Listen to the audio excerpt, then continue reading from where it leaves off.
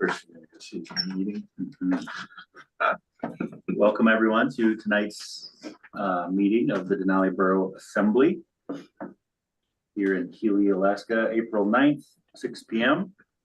We're going to start off the meeting with a public hearing. We have two ordinances on the agenda, our FY25 budget amendment and an allocation from our solid waste equipment reserve fund. So if anybody wants to testify during the public hearing, you can hop onto the Zoom meeting. You can find that link on the Denali Borough calendar. If you are streaming on one of the other services, you can just hop onto the Zoom meeting and unmute yourself. We'll have public comment coming up in a few minutes here as well. So just unmute yourself and speak up during that time. You can also give us a call or email us at publiccomment@denaliborough.com, and we will do our best to incorporate any comments from the public during the meeting. So if you miss the public hearing and you want to testify when they come up on the agenda, we'll suspend the rules and let you chime in later when they come up for discussion. So I don't see any members of the public here, and anybody on the Zoom meeting. Anything in our correspondence for the public hearing? Okay, we'll close that, go into the regular meeting, and I would ask Mayor Noel allegiance. We have flags here in the room. I pledge allegiance to the flag of the United States of America. It stands one nation under God, indivisible, with liberty and justice for all. That was awesome. Next time we'll ask Mr. Kennelly to lead us. It's throwing me off. It's like, wait, I know those. Thank you, Mayor. You're welcome. And I would ask our clerk to call the roll, please. Sure. David Alexander, Here. Jeremy Stanfield, Richard Hammond, Here. Krista Zappone, Here. Dominic Kennelly, Here, Walt Warner, Here. Jared Zimmerman. Here. There is a quorum. Motion to excuse Mr. Stanfield. So moved. Second it. Okay, moved by Ms. Zapone to excuse and seconded. Any discussion? You hear from Mr. Stanfield? You know, I think we did. I had it confused. I thought he wasn't gonna be at the finance committee meeting, and perhaps I misunderstood which meeting. He said he couldn't attend. Because it was finance. Because he was at that meeting. All right. Anyone opposed to excusing? Hearing none, call that unanimous. And that'll bring us to public comments.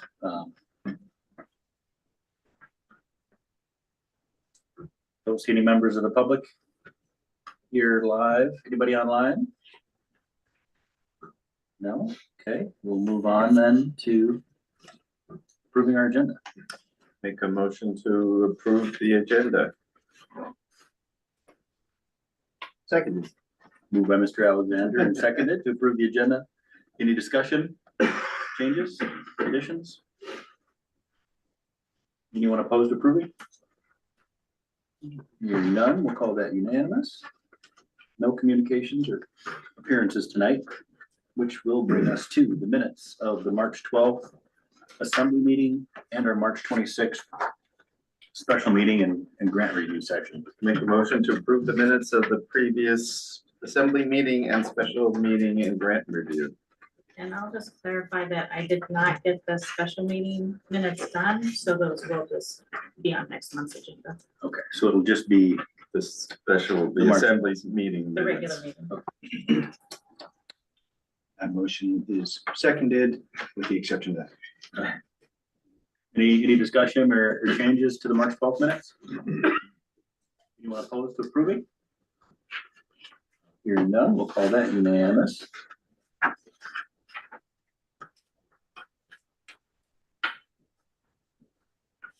That'll bring us to reports. And Hub for Partner reports. Nobody live? Anybody online? From our partners. I have not heard from anybody. Okay. Brings us to school district report. Superintendent Volta, thanks for joining us. Thanks for having me. Thanks for dinner. Appreciate it. Start off with highlighting some congratulations. We had a large group of students participate in the Care Alaska Science Fair this past month. From Anderson, we have Merritt Nelson, Shiloh Nelson, Blake Nelson. They each received a first place award at that science fair, and Shiloh was recognized with a special award from the Alaska Science Teachers Association for her attention to data and detail in her research project. And then Cantwell students Olivia Gore, Hunter Mayer, and Joseph Frazier also participated and also received a first place award. And Joseph received an additional director's award for his project on the hoverboard. And then from Tri-Valley, we had students Carolyn Ward, Callie Venbever, Lily Nyberg, Stelly Crops, Ruby Jacobs, Zen Leitner, Jeremy Wolf, and Grady Kidd all participate. So really happy that they all had that opportunity, and congratulations to those that got the kind of additional award and commendations up there. Jumping down to some of the business on the finance side, on the FY23 school board meeting, I did share with the board that the Department of Education had rejected our application to qualify 2 students as having quote intensive needs, having a certain level of service under their individual education plan that kind of met these technical qualifications, which also translated to additional financial support from the state. Just this last week, the state affirmed that, hey, thanks for doing the deeper review of the data you submitted with us, and they did certify both the students. So the funding that was at risk for the services that the students were receiving all of this year is still in place. So kind of pulled out from underneath us. For the FY26 budget, kind of looking forward, you do have for your consideration the local contribution that we are asking for. It is a total of $2,930,074. It is a bit larger than the last year's, kind of because both kind of chunks of it are increasing. The required local contribution is going up to $1,115,439. That's based on the value of real and personal property in the borough. And as that goes up, the required portion goes up. I always refer to that as a tax, though, that the state places on boroughs, because for every dollar that you give under the required local contribution is a dollar that the state will not give us. Though if we were not a borough, they would give us those funds. There's also then the additional contribution, and that increases because in our calculation for that, we've assumed on all of our budget work that we'd receive an increase to the base student allocation of $680. So that additional 23% has been calculated at that. And again, if there is a lower amount or no amount of increase to the BSA, then we'd be coming back and saying, we're going to give you back some money because we can't actually take all of this. If the BSA increase is larger than that, at this point, we have no intention of coming and saying, hey, could you give a little bit more? We feel comfortable with our budget. As approved, it does have a deficit of a little bit under $400,000.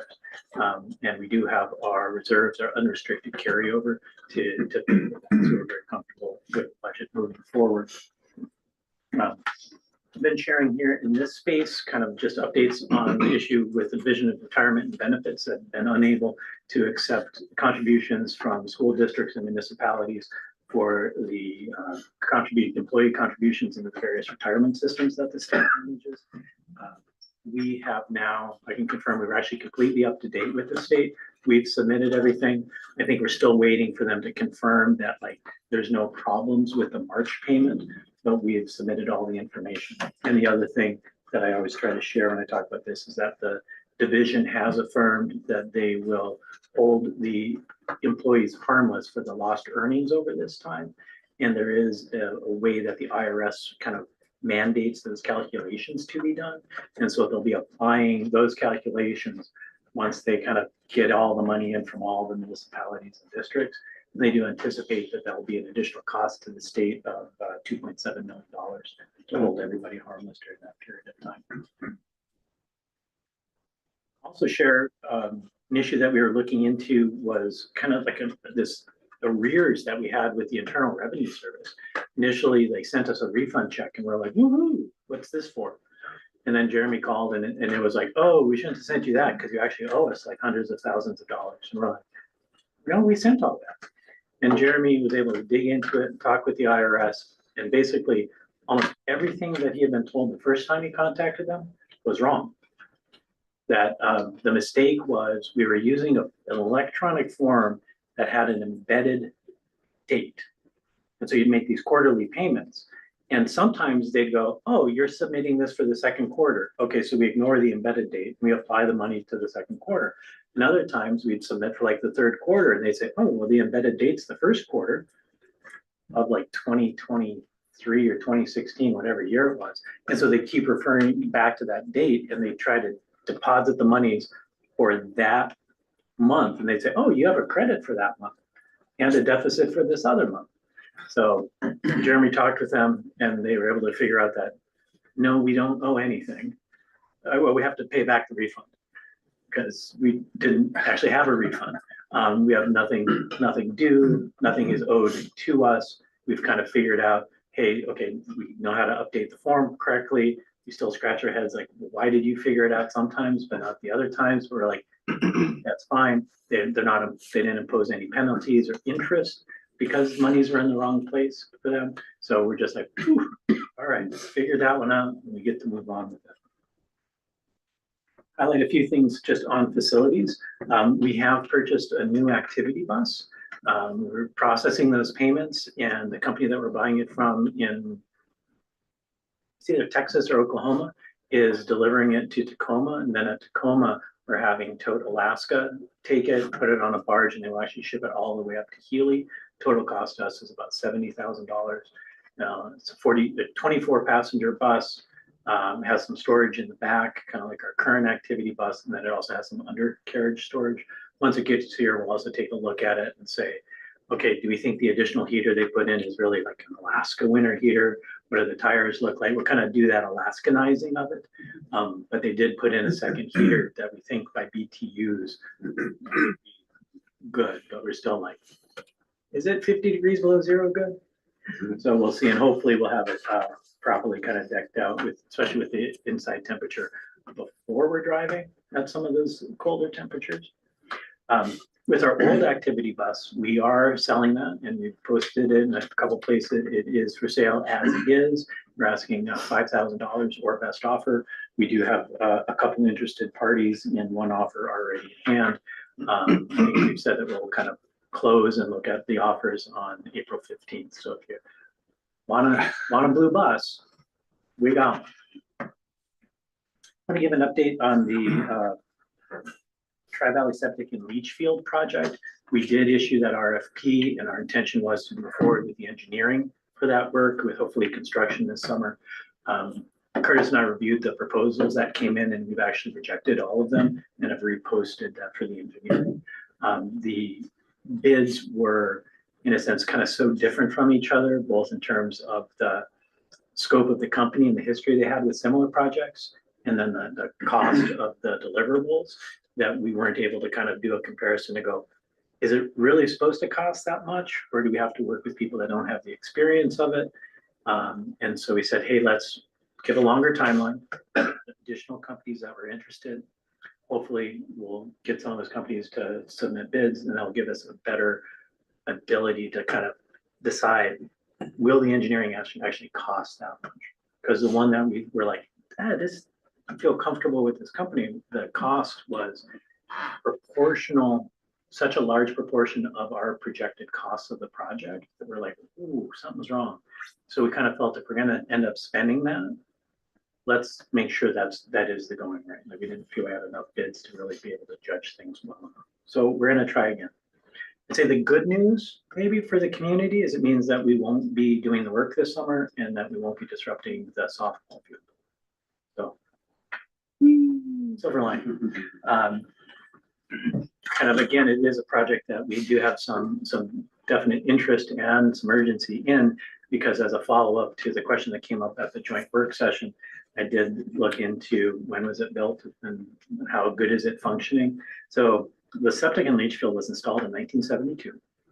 And 10 years ago, when the borough paid for a condition survey of all your buildings, the Leachfield was percolating at rate 1/3 less than its original. So it's definitely like lost capacity over time.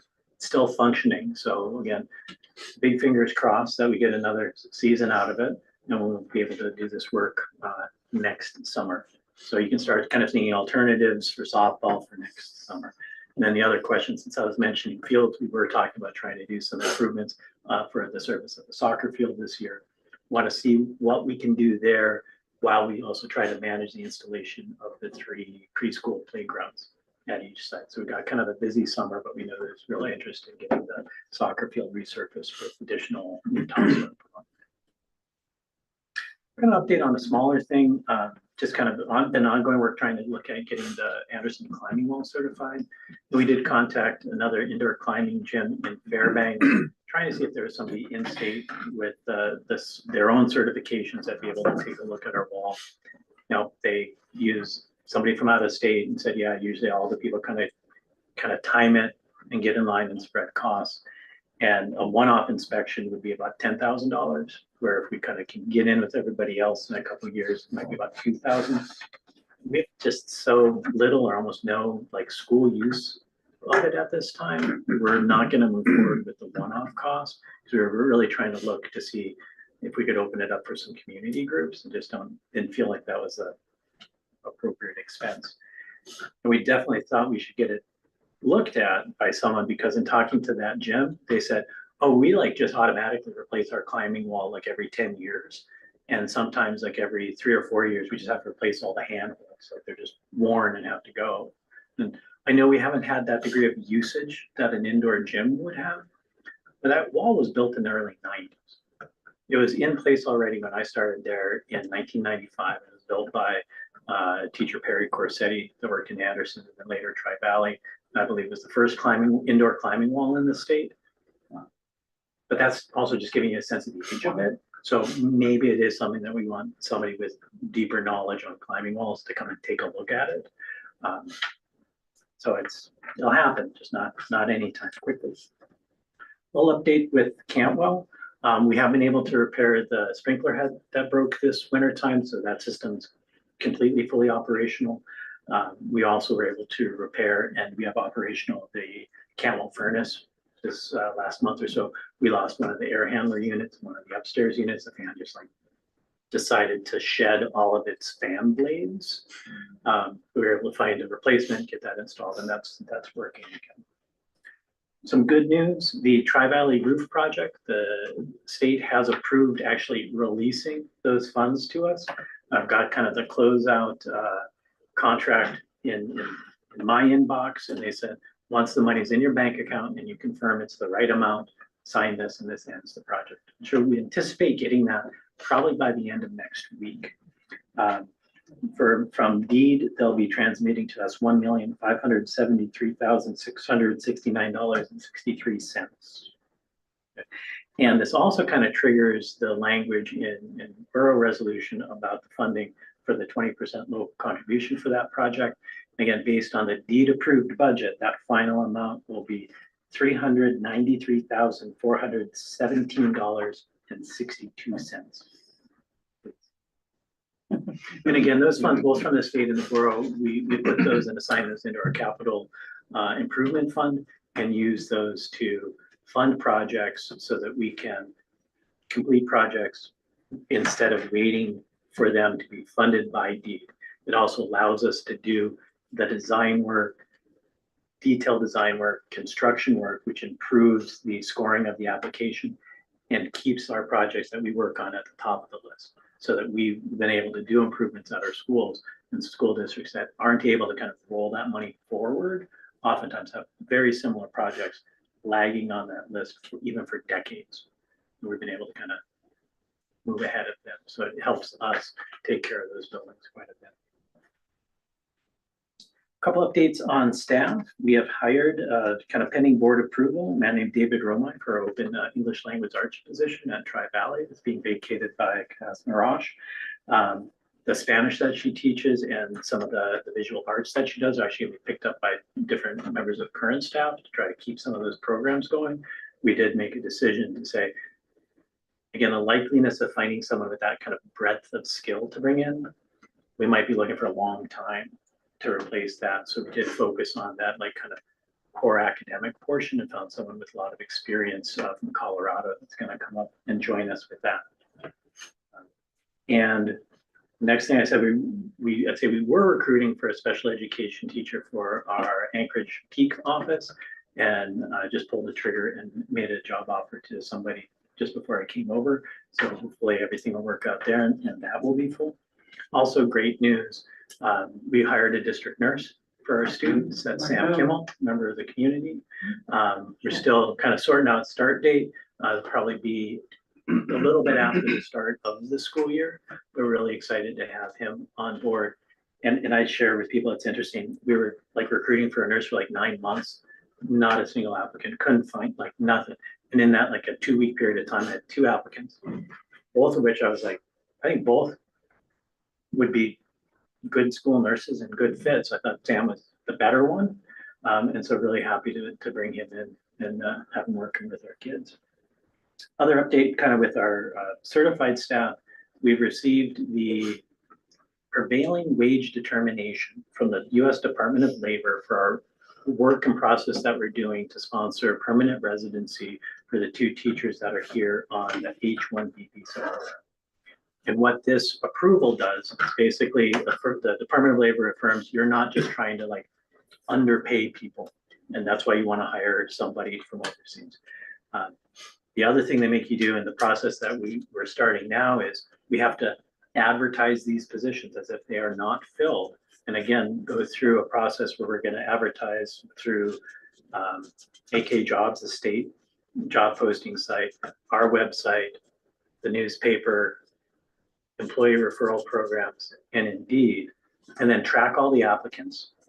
And potentially through that, hire somebody that would be already authorized to work in this country, whether a citizen or permanent resident, or track and document the reason why these applicants were declined.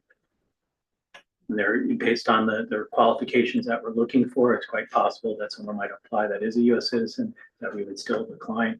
And it's this kind of strange process where we're like, we got 2 people that we think are great. I don't want to look for anybody else. And they go, it doesn't work that way. You've got to, or you can't say you want to hire them as permanent residents. If we get to that point that we say, yes, we want to hire these 2 teachers, we then submit paperwork to the US Department of State. They will take somewhere between a year and a year and a half to process that. And if everything goes through, they say, yes, they can be issued a visa. Then they enter the line and wait for a visa to become available.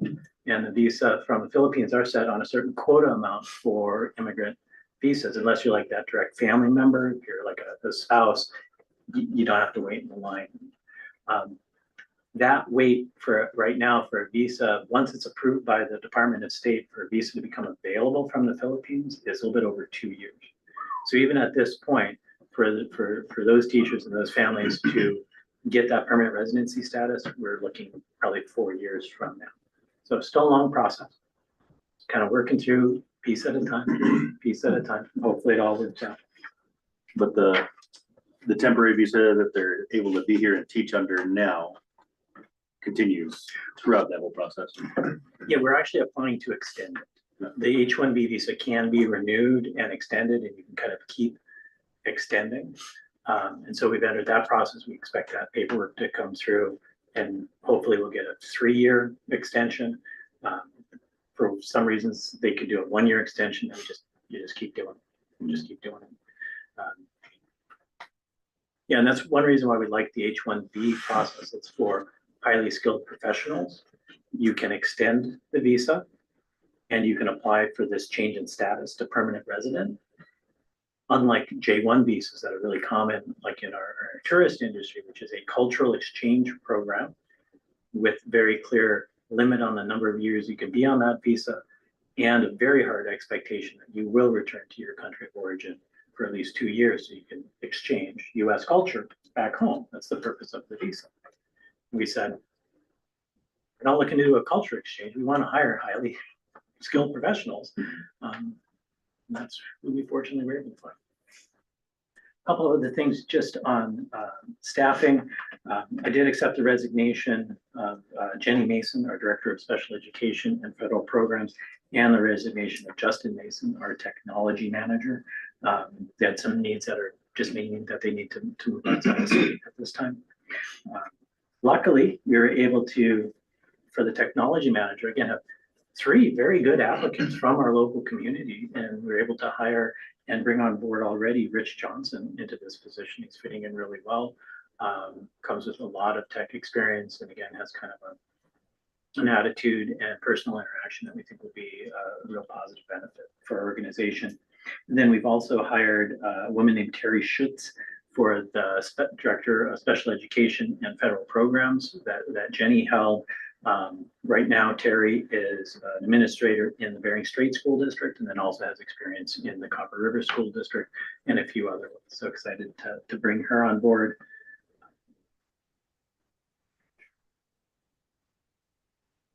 The other thing that I would share, and it's not in the written report, I just think I forgot to include it. The school board at our meeting next week in Anderson will be considering our proposal from a fairly young local nonprofit, Alaska's Bounty for Children, to offer at no cost to the students or to the school district lunch every day and possibly even breakfast every day. Been working with Callie Best, who helped stand up that organization, and Jake, I forget his last name, that she works with at her hotel property about this, and feel very comfortable in like their ability to potentially do that. Been kind of working through some of the things like what improvements might you need to do in the kitchen for that. And with the board, we'll be talking about, it's a big shift in programs. And so we'll be looking at that, like we might get a great benefit for the kids, but it's also a shift because it impacts some of the other local nonprofits that have used lunch service as a fundraiser for them. They also need to look at and have kind of the big question for them is, what happens in a few years if the nonprofit isn't able to continue and we've changed an expectation that we might then at that point, there might be a lot of expectation to continue that with more financial support from the district, and that could have potential of $100,000 or $200,000 shift in expenses. At this point, I still think that's a risk I think is worth taking. I'll recommend it to the board, but I want them to kind of just be aware of those things. The other thing that I think is the hardest part and probably the most important if we move forward is just continuing to manage and work on strengthening the relationships, because the volunteers that have come in hopefully will continue to come in and help support this nonprofit with their service, because we think that connection to our kids' parents and people coming in, interacting with the kids, seeing the schools is also one of the really valuable things that like our kind of current lunch service provides. And we don't want that to end, nor do we want someone who's been serving lunch and providing the service to our kids to kind of feel like, well, thanks, but no thanks. It's more like, thank you. And hopefully everyone can see the benefit to this, but we understand that kind of like, yeah, there's a bit of shift in relationships that we're going to hopefully need to manage. Hopefully we'll be able to manage as well. And with that, I'd entertain any questions. Excuse me. I saw in the paper that we joined some of the other school districts in the lawsuit against us, That is true. with the exception of the Anchorage School District, I guess. Do you have any updates on where that stands? I don't. I will we entered a joint defense agreement with the Galena City School District and the Matthew Borough School District. Mhm. That's almost like, that's like the update is, and that helps kind of clarify messaging. We have kind of a similar approach and outlook with our programs, kind of similar philosophy kind of about how the Constitution and statute support what we're currently doing. Kind of can help defray costs because I would think it'd be much everything cheaper. is split. But it also means that if the attorneys are doing something that is more specific to like the Galena side of the case, that cost is split. Right. So it is overall shared with that. But in terms of like potential first hearing dates or discovery motions and things, nothing has been scheduled or planned out yet. Okay. Thank you. Maybe ask a question. Oh, I was wondering, we had, Steve Jones was at our meeting in McKinley Village, and we were talking about the septic at Tri Valley. And he mentioned doing some work to replace that midwinter 25, 30 years ago. I was wondering if there was any record of that there was a, I think he said it was more like 15, 20 years ago, no, like 2005 or something. He said they dug it up in the middle. Using the coal mine, Yeah, use the donated coal the mine. the backhoe, and the middle of winter, he got it done in a week or something, he said. I don't know. Well, then it'd be younger. Yeah. yeah, Percolation, it sounds like it's still, a percolation test is still occurring. yeah. I'll talk with Curtis, maybe have him give him a call and see if we can track down and get it more updated information. Not that it really changes anything, but it maybe makes you less It makes you wonder what. hold your breath every time. It'd be nice to know some specifics about what it was replaced with, and because maybe it was replaced with a smaller system or something, so maybe it's performing closer to spec than what we're thinking right now. We just don't know. Yeah. Yeah. It'd be nice to have some actual details. Thanks, Phil. Appreciate it. On the, activities bus, $70,000 sounds like a fantastic deal to me. It's a 2012, with a little bit over 20,000 miles on it. I was surprised at the cost, and there were, in a sense, several to pick from of around the same mileage, age, stuff. And so we got the recommendation for that company from another superintendent that had bought a bus through them. And so we're like, oh, didn't know about this. Hopefully it works out, because I thought it was gonna cost significantly more. So that's exciting. Thank you for your report. Thank you. Finance committee report. Well, good evening, everybody. The Finance Committee did meet last Wednesday, the 2nd of April. In attendance were Assembly members Hammond, Alexander, Stanfield, and myself. In addition, Mayor Knoll, Treasurer Allison Johnson, and Borough Clerk Amber Renshaw were also present. During the meeting, we discussed a number of items. One item in particular, we did take action on, and that was Finance Committee Resolution 25-01. And that resolution is in your packet. Rather than going into the details of the language and how it reads, concerning the Permanent Investment Fund, that resolution will be before the Assembly later on this evening.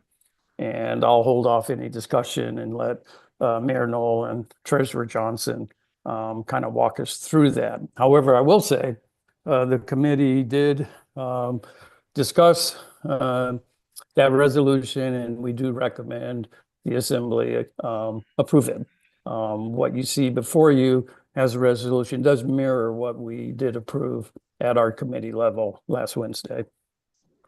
In addition to that, we did take a sneak preview at the capital improvement project plan review.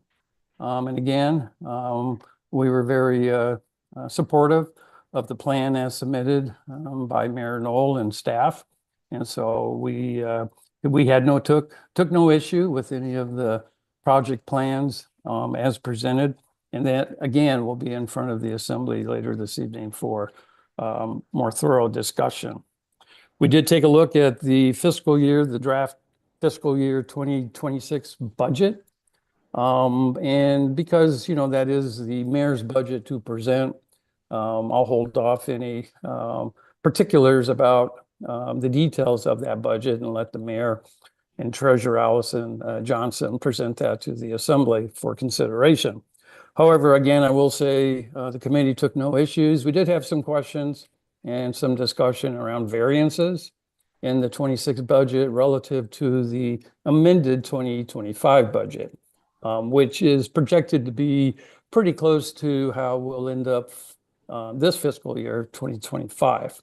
So that said, we didn't identify any particular issues at our level. And so again, that draft budget will be before the committee or before the full assembly for discussion and its introduction later this evening.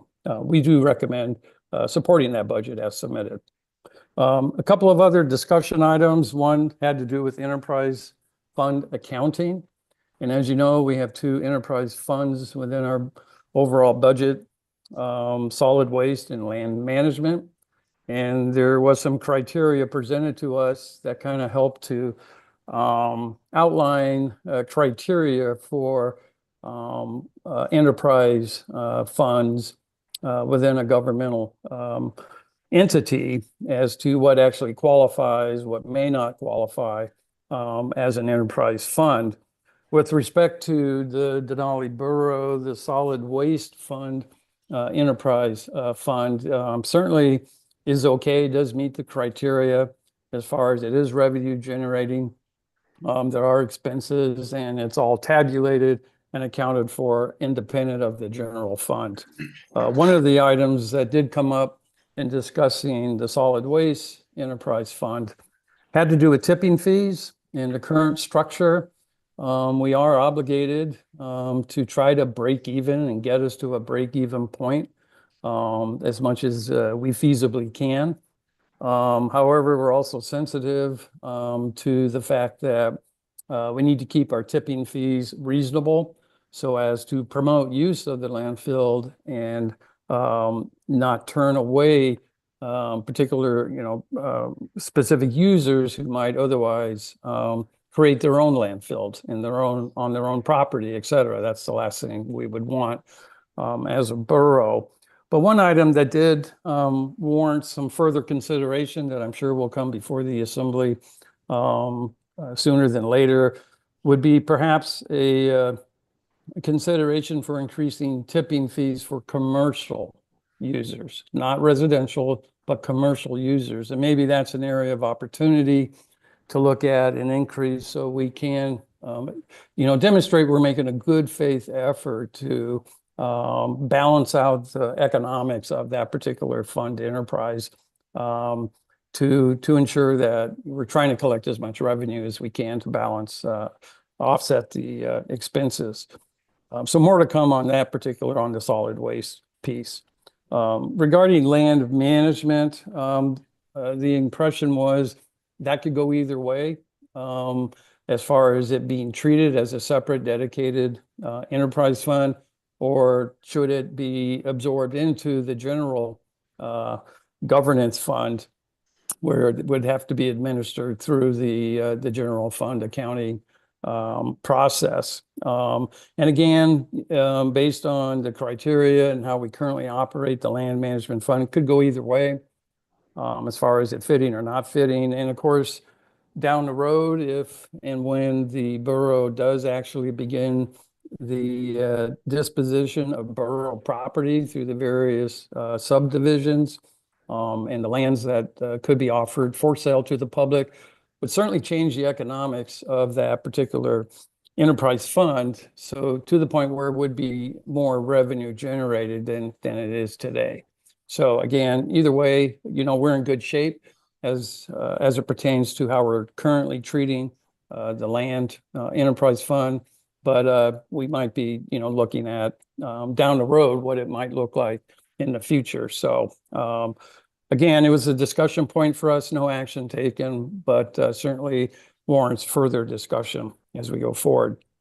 And finally, we discussed healthcare services and associated infrastructure within the Denali Borough and potential opportunities there.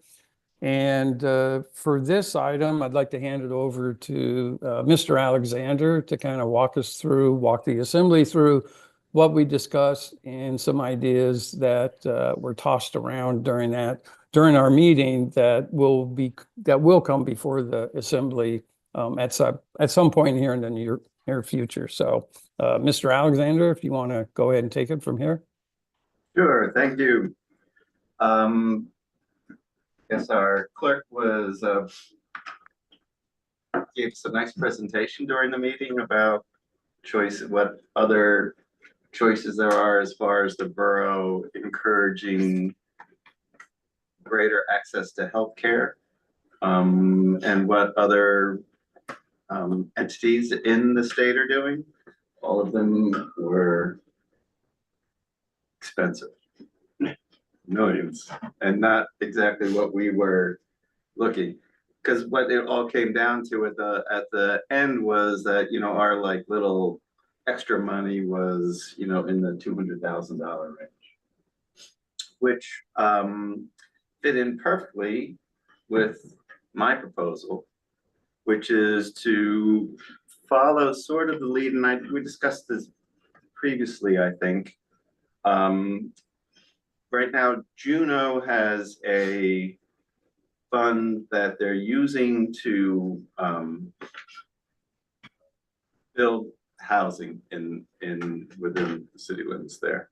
And so they have millions of dollars, but they're offering low interest loans, and it's been quite successful. And I was talking with the person who administers this program down when we were in AML. And, you know, it got me to thinking, and this $200,000, which is or sort of around, you know, thereabouts, would be a good amount to start our own fund for encouraging providers, for-profit providers for healthcare. I was specifically thinking in terms of the dental hygienist who came to us a couple of years or last year. Didn't end up taking our grant money, but it was sort of a weird fit because, you know, it was in a nonprofit and it didn't really make sense. So I was thinking, well, what could we do to encourage a similar sort of business to come into the borough? And so I was thinking that, you know, offering a no interest loan. I think the Juneau one is no interest for the first 5 years, and then 2% for the years 2 to 10, and paid off in 10. And I just thought that something like that might be enough to get someone sort of a little kickstart for opening up a dental hygienist or a physical therapist or a chiropractic or something, a small business, but actually have it towards, you know, a for-profit situation, which is a more common sort of situation. So I'm going to be working with Amber, and we'll come up with a ordinance for you guys maybe for the next meeting, and maybe we'll discuss it a little bit more then. But it would be sort of something that I think that we could do within our limited amounts of money that we have, to maybe encourage someone to come and start a business here that helps to meet our community's needs. And would that fund would we be kind of loaning that money out directly as you envision, or would we be using that money to subsidize like a commercial loan? I would envision doing it direct, sort of like they do. Mainly because our barriers to entry would be much lower than, you know, say like the bank. You know, in terms of just like, you know, we had authorized the $20,000, you know, as the grant to her. But yeah, I would envision like doing it directly. And you know, like I have a feeling that like $50,000 would have been enough to put her over the edge, or something like that. All right, that's enough to buy equipment, or that's enough to do this. So that's what I was envisioning. So one of the things we'd have to look at, that I've been thinking about since we did meet last Wednesday is assessing, what kind of risk there could be to the borough. If we underwrite a loan like that, low interest, what's the risk overall if there's a default, right? Obviously, the borough loses money. But what's the probability of such a default? And, some kind of risk analysis, I would think would be appropriate to include with any such program. And I don't know how you embed that into an ordinance, but definitely something I think we'd have to address before we were to approve such a program. It's a great concept. I think the committee was definitely supportive of the concept. So definitely worth taking it to the next step. Yeah, I mean, there would have to be some application process.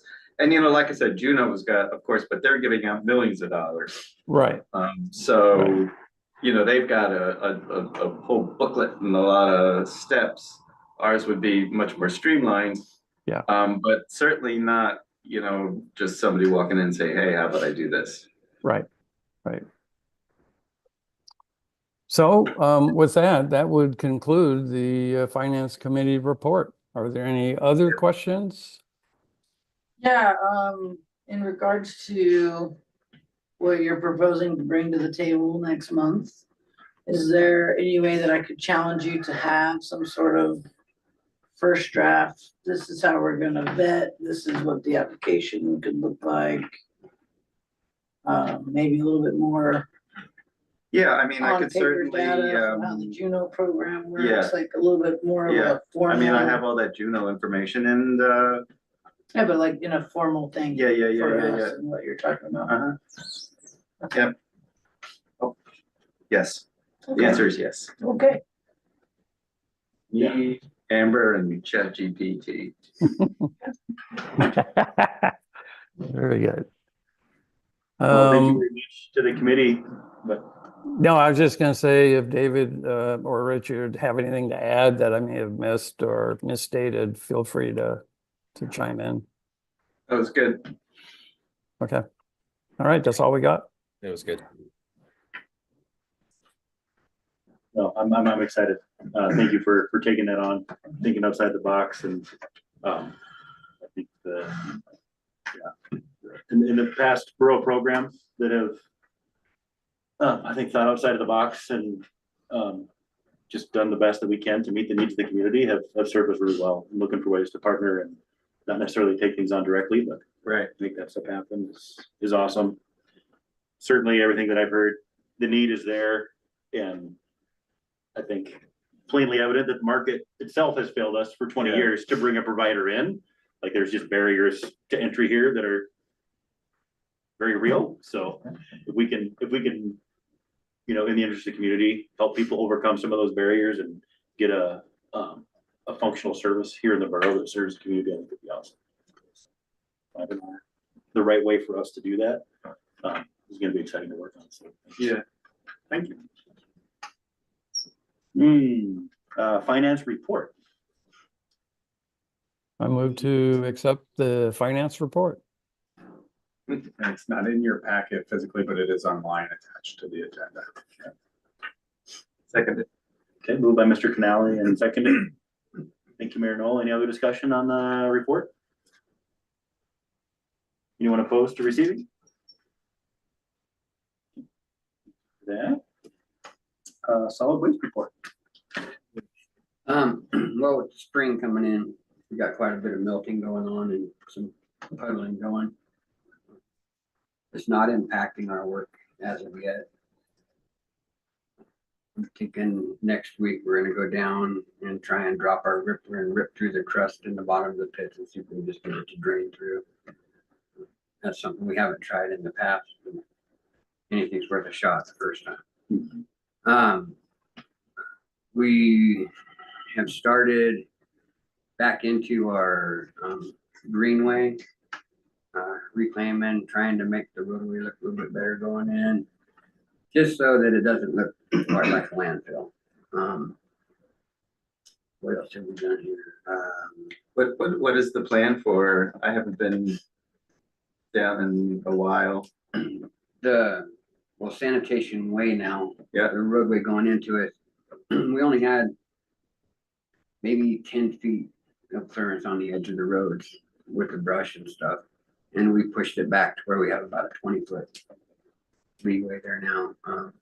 We'll go through and scrape it down and rake it down a little bit and plant some grass seed in there. And then eventually, hopefully by the end of this summer, we'll be able to mow it for the first time. Oh, great. But then we'll be able to keep it mowed and keep the brush down, Right. there's grass. Nice. What else have we done here?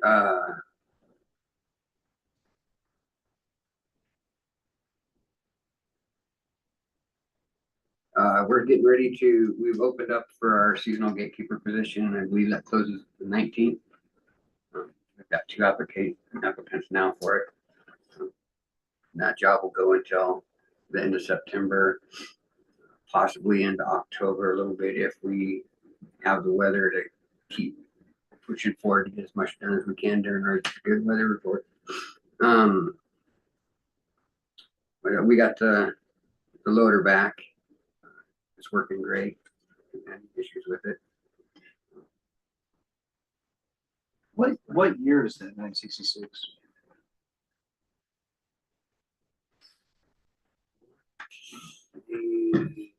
Like an H? It is an H, yes. So I'm thinking, I want to say around 2007, 2009 in that area. How many hours? We're at just over 12,000 now, so like 12,003 in that area. When at our last meeting I was at, I was confused the hours of the OD8 with 966 when I said we were at around 8. So we're about 12. With the work that they did to it, I easily believe that we'll be able to push it another 4 years before we even have to think about replacement of it. The motor, everything inside the motor was sound and tight. One of the biggest problems is the center pin. The upper center pin, they did replace that. It did have a little bit of excess play in it. And the lower center pin was still good and tight, so we're good there. Trying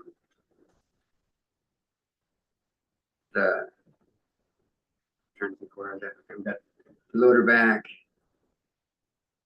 We've been able to work more out into our alternate cover pit, or where we get our cover material from.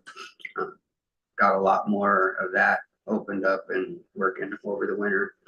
And I think that's about it as far as what's going on right now with it.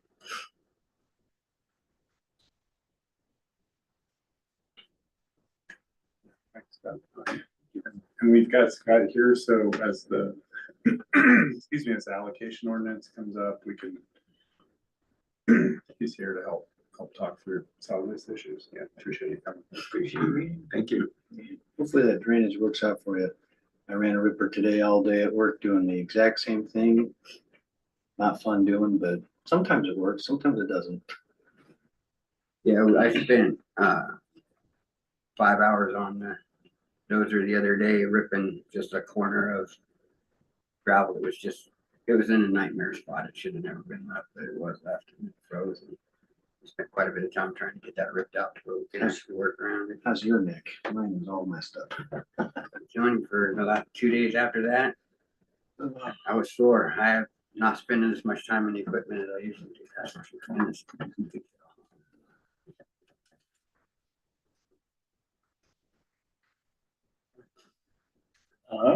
Community Development Director report. Thanks for joining us, Ms. Ward. Hi, good evening, everyone. Yeah, excited to be here again, listening to all the good stuff that you're working on. Got some updates on land use, transportation, and community development. So first of all, with land use, Antler Ridge, the compliance has been completed for that. So very excited that Federal Highways and our partners at DNR were able to complete that. We're looking a little bit more intensively at site planning now, and it's a good time to do that because we're on a little bit of a pause with our grant and Federal Highways contracting. So hopefully I'll have more to update you in the May month on that status.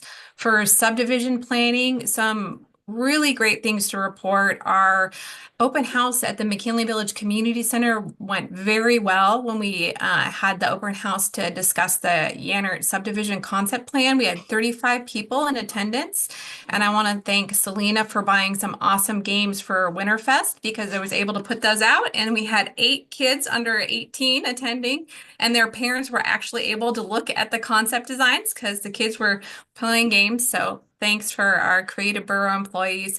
And then we also debuted an open house, and that's hosted on our ArcGIS platform. Really cool. If you haven't checked it out already, the survey that we're using for the open house, it will be open until May 1st. And as of last week, there were 4-day survey responses. I just checked. We had 2 additional more, and we'll try and get some more responses there. We are going to use the same model for the open house next week, which is going to be discussing the Stampede subdivision concept plan, and that will be held at the borough office. So we'll have an open house from 4 to 6 p.m. and then a public hearing starting at 6 p.m. and that'll be followed by the regular planning commission meeting. So some more exciting things to come.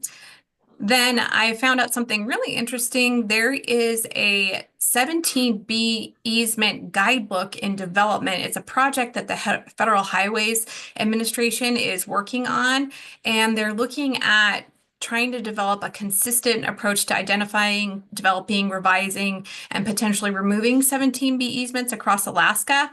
So this project is working with various federal land management agencies and native corporations, and they anticipate that the guidebook is going to be available in April 2026. But there's a website. If you go click on the link here in the report, you can look at the timeline and when they'll start making products available for review. I'm gonna defer to Mayor Knoll to talk about the Alaska Long Trail public comment period, but there are links in here if you'd like to check that out for yourself, as well as frequently asked questions. And then the last thing for land use is we are making progress, and by we, I mean Amber is making progress on writing an ordinance up for the establishment of a permanent community and outdoor recreation committee. And we hope for that to be on the agenda next month for you all to take a look at. For transportation, looking at separated pathways, we've been working with our partners at DOT, and the surveys are in. So they're taking a closer look at design alignment now that they have right-of-way assessments in. And they plan to do the compliance field work next summer and keep working on, or next summer, this summer, and then look at having open houses too, more towards the end of the school year. For community development, I don't know how many of you were able to stop by the Spring Health and Safety Fair. It was very busy. We had 260 people approximately attend, and that's including the entire body of the Tri-Valley School.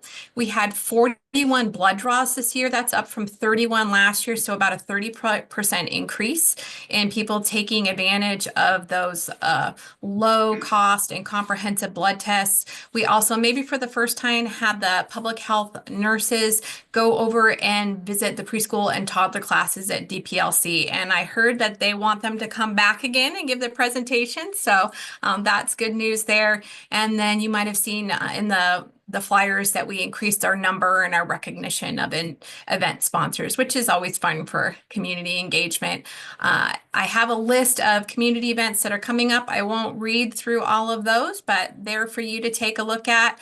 I think I wanted to share for the general grant outlook right now, the grant seem, I'll just say it's dynamic right now. So things are, I think I'd mentioned at one point are thawing with the review of administrative orders executive orders and how those are being interpreted agency by agency in the federal government. And so we're seeing more like notice of funding opportunities for new grants coming out, but we're seeing that grants that we may have applied for in the past are taking a little bit longer to review to see how old grant applications fit in with the current administration's priorities is kind of my summation of that. So still exploring lots of grant opportunities, but it's kind of a wait and see game at this point. As far as other community development meetings that I've been attending, the Rail Belt Mental Health and Addictions has started a new Nenana and Denali Borough Wellness Coalition, and that meets every other week on Tuesdays starting at noon. And it's just been wonderful to come together and look at connecting our two communities, Interior Alaska, and really trying to build awareness of mental health, addictions, and then also, physical health challenges, or also I'd say the umbrella of community support that we can provide to our residents. So that's fun, and I'm really glad that they're taking the initiative and organizing that, and I can be an attendee. Also, I've been having meetings. The Park Service had approached Mayor Knoll about proactive trash management and bearer food conditioning awareness. So Scott and I are meeting with the Park Service every couple of months to see how we could move that forward a little bit to make sure that we don't have a food conditioning problem that develops in the borough. So excited to work on that a little bit more this summer. And then for community infrastructure projects, I'm having regular meetings with the Lions Club and the Denali Community Foundation. You might have seen that the Denali Community Foundation put out a survey. It's actually was put out through the Chamber of Commerce about potential needs for a community recreation center. So trying to dive into that need that has been identified in a lot of plans in the past, but has been a big project to start. So just trying to do some scoping about concept designs and move it forward a little bit. And that's my report. Stephanie, did you say that it was 40 people responded with the surveys on the Yanner plan, or 4? 40. It's actually 42 now. So Good. that's just on the online survey, Dave. That's not in addition are all of, like, we had maps that were out and people wrote on them and put Post-it notes. And so we have that form of comment that we'll be synthesizing as well, but 42. Good, thank you. Thank you for your report, Stephanie. I'm gonna sound like the vice president who doesn't know what's happening, but the Lions Club already got a concept design, so I was under the impression that the survey was more about documenting the need and desire to kind of go through with that. But the way that you phrased it sounds like we might be interested in different or more concepts. Can you maybe elaborate on that a little bit for me? Yeah, absolutely. So I think, at this point, there are 2 different concept design documents that the Lions Club or, the Spruce Network, had been working on. And so I met with representatives from the Lions Club and Denali Community Foundation. Some of the players are new, and like looking at the document, seeing that are the needs that were identified in those concept plans still the major needs of our community. So kind of doing a pulse check, if you will. And then at the same time, looking at, I think the next step is looking at the business plans for that and the costs and what fees might need to be in order to recoup costs. So the next step, in my part would be to look at communities within Alaska that have recreation centers that might be similar to what we're looking for, and looking at what is their business model for that. And, how might we operate in the Denali community? So I know it's kind of like maybe a step back from the work that has been done a little bit before, but it's also like a pulse check. Like, do we still need a teen center? You know, what will our community need? Like, what are business models? Could we rent out commercial space? Would anyone be interested in that? And looking at the whole picture before moving forward, if that makes sense. Yeah, okay, so I guess from my lens and that sounds like you guys are kind of stepping into what was the Spruce Network side of that agreement. Because the agreement originally was the Spruce Network was gonna do all the operations and the research, and the Lions Club was more in charge of standing up the actual facility. I was just trying to figure out how this layered with where we were. And that's all fine and dandy. I just was perked up when you started talking about something I didn't really understand was going on. As somebody who's a vice deputy chair and vice president of the entity you're talking about, I just wanted to make sure that I understood what was going on. Absolutely. And I'll say that I've been meeting with Vanessa Stone and Vanessa Juzak, and we had talked about the Spruce Network is not in the same place that it was a couple of years ago with Talon Shreve and Kessel and Tench having left. And so I can see like absolutely, you know, the borough and the community foundation stepping in to do a little bit more assessment on what was, you know, being covered by the Spruce Network. Okay, perfect, thank you. I would call that a lateral step, not a step back. Oh, good.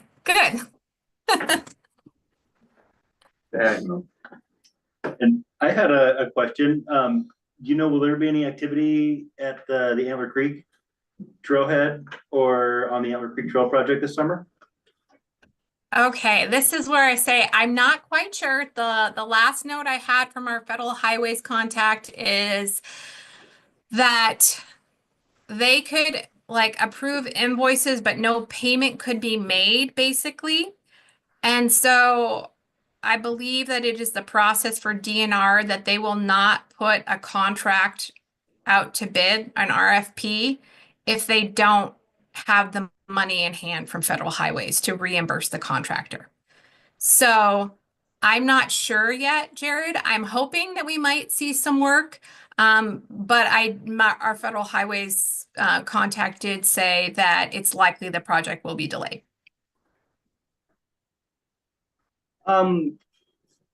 It's really exciting to hear about the success of the subdivision open house for Yannert. How are we advertising that to the public right now for the Stampede Ignite, whatever we'll call it?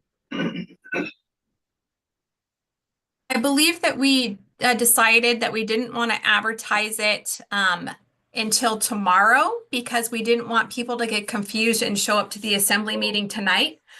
And so I think that there's going to be social media communications going out tomorrow, and it has been on the Denali download on the list of upcoming meetings for the last couple of issues. I think Amber should be able to verify that, and then it'll be in the Denali download with more information next week, as well as social media posts on there. And then we'll have the virtual open house as well that continues with the survey for the Stampede subdivision concept plan being open to June 1st, I believe is how long we're keeping it open, to be similar to what we're doing with the Yannert subdivision concept plan. Thank you. Get the word out. Hopefully we have good turnout. Well, thank you very much, Mrs. Ford, for your work and for your report tonight. Thank you. Good night. Mayor Noel. All right, thank you. I will just verbally highlight a few items from my written report, which is not in your packet, but is also on our online packet now. Starting right off, I wanted to announce we've purchased a new Ford Expedition, though if you went in the lot right now, you would not see it. That's our old one. But the new one is also white, and it's lightly used. As a 2024 Expedition, very, very similar to what we currently have. This one has about 8,000 miles, so it's again lightly used, but it meets our needs, and I'm excited to kind of replace what we've got with something that's going to be, I hope, a little more reliable. Though that expedition is, I believe, a 2013, so it made it, 10. I think it has depreciated itself off of our asset list. So I wanted to mention we've had a couple meetings over the last month related to the Milepost 235 at-grade crossing elimination and highway realignment project. One of those was orchestrated by Senator Sullivan's staff. That was kind of a preliminary meeting with the staff from both Senator Sullivan, Senator Murkowski, and then the borough. And then we had a follow-up meeting that was organized by the Department of Transportation that included the borough, the railroad, the National Park Service, and DOT. Alaska DOT. So the next step is tying all those folks together, the local in-state partners plus the congressional delegation.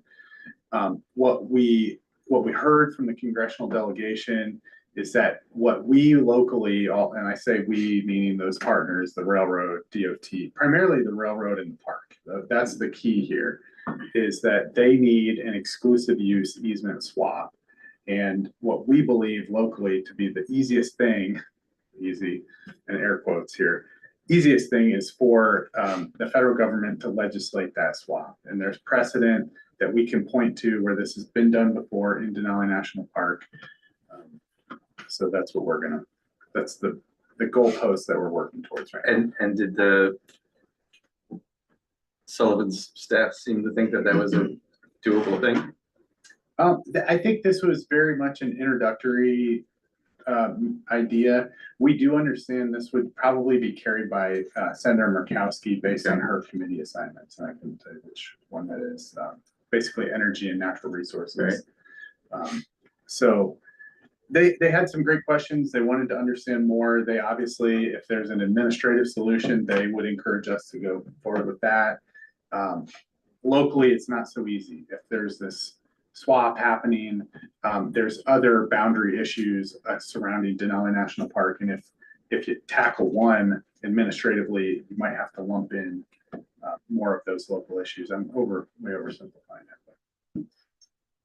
Anyways, there's momentum, and yet the outlook is years away. Highlighting the Real ID deadline is May 7th. So if you haven't already gotten your Real ID, it's coming right up here. We do continue. They're not going to postpone it again?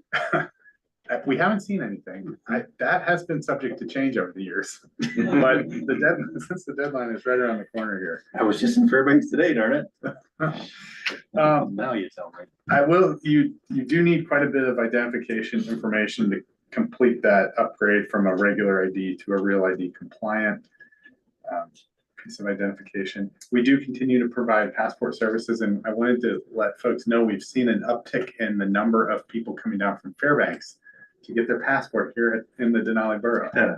And so we appreciate that this is a local service that we can provide. And yet we also encourage the Fairbanks North Borough to step up their game, and maybe it's a new business opportunity, I guess. Updating our fee schedule. Yeah, maybe. One thing I'd add on to Solid Waste Operations Manager Scott Wright's report is our summer hours at the landfill are starting April 15th. So the landfill will now be open starting April 15th on Saturdays from 9 to 4. Hours and holiday closures are available on our website as usual. As Community Development Director Stephanie Ford mentioned, the comment period for the draft feasibility study for the National Scenic Trail designation of the Alaska Long Trail is now open for public comment. The draft has been completed. The public comment period is open for till April 14th, so it's coming right up. I will say locally, some of the biggest hurdles identified are Ahtna and the Native Village of Cantwell remain opposed to the idea of a National Scenic Trail designation through the Ahtna region, on the south end of the Denali Borough, primarily for because it might increase the risk of trespass. And resource degradation. So I will, as a reminder, a National Scenic Trail designation does not, it leads to increase in federal funding for trails in the state. And so that's, I think, in part why the borough has been supportive of this designation. All of the identified segments are eligible for that maintenance money, even those crossing private land, such as if a trail was on Otna lands, for example. A designation does not mandate certain management schemes, and so different owners are able to manage segments, following their own agencies' needs and requirements. So we're gonna put in a comment, but have not yet. But I'd encourage folks, if you are, care about the Long Trail, one way or the other, I would appreciate you checking out and making a comment. Spring Health and Safety Fair, the only thing I'd add, we had 22 vendors this year, so I want to thank those vendors from Fairbanks locally. Definitely appreciate our sponsors chipping in to make that event a huge success, in my opinion. Well attended. Thanks to the kids who presented. They shared some, I think, health boards with various information that they had done some research on about health conditions. And last but not least, we're really excited and happy to announce that we've made an offer and it's been accepted for our new land planner will be Trina Haugen. She'll be returning. She did work with the borough from 2019 to 2021 as an administrative assistant. She worked on several projects during that time, including the Healy Separated Pathways and a number of other grant applications. And we think she'll be a great fit to our team. So excited to welcome her. And she will start here in a couple weeks. So we'll have about a week of overlap with Marcia. This is our last meeting before Marcia leaves us. I just wanted to again reiterate our thanks for all of her hard work over, I think it's 12 years, 10-year here. We would plan to bring you a resolution of thanks for her at your next meeting, but just wish her all the best. It's been great. I think she's leaving us in a really great place, and so just again express thanks to her. Happy to take questions, but we've got a lot more to cover here. Yeah, Mr. Yeah, I have a Canale. question. Go ahead. Yeah, I'm curious what we paid for the expedition. Thanks for the question. And we paid, excuse me, just over 60,000. And I did want to acknowledge, your recommendation to consider leasing. I will say I did not, to be honest, I didn't ask for a proposal for leasing, but I did compare comparable full-size SUV models, the purchase of one. And I kind of felt like, given the time frame that we've had the previous one, we could expect to kind of basically keep it for another 10 years, which I assume to be outside of the lease window. So. Yeah, right. Yeah, and I actually thought more about the lease option. That would change our accounting. It wouldn't, if you leased it, it wouldn't be treated as a fixed asset. It'd have to be absorbed probably in the general fund line item budget, as an expense, either based on the lease schedule. So it could create more headaches than it was worth, but it was just a thought to consider. So yeah, I appreciate that. We felt like it was a good value for the borough. We do expect a few more expenses to get it outfitted with some winter tires at some point, but that's one of the main things. Really, it's coming pretty much good to go. It has the Alaska winterization package, and so I think it'll meet our needs quite well. Thanks for the question. Yep. Anything else from Mayor Knoll? For the report. Assembly comments. Let's start online. Mr. Hammond.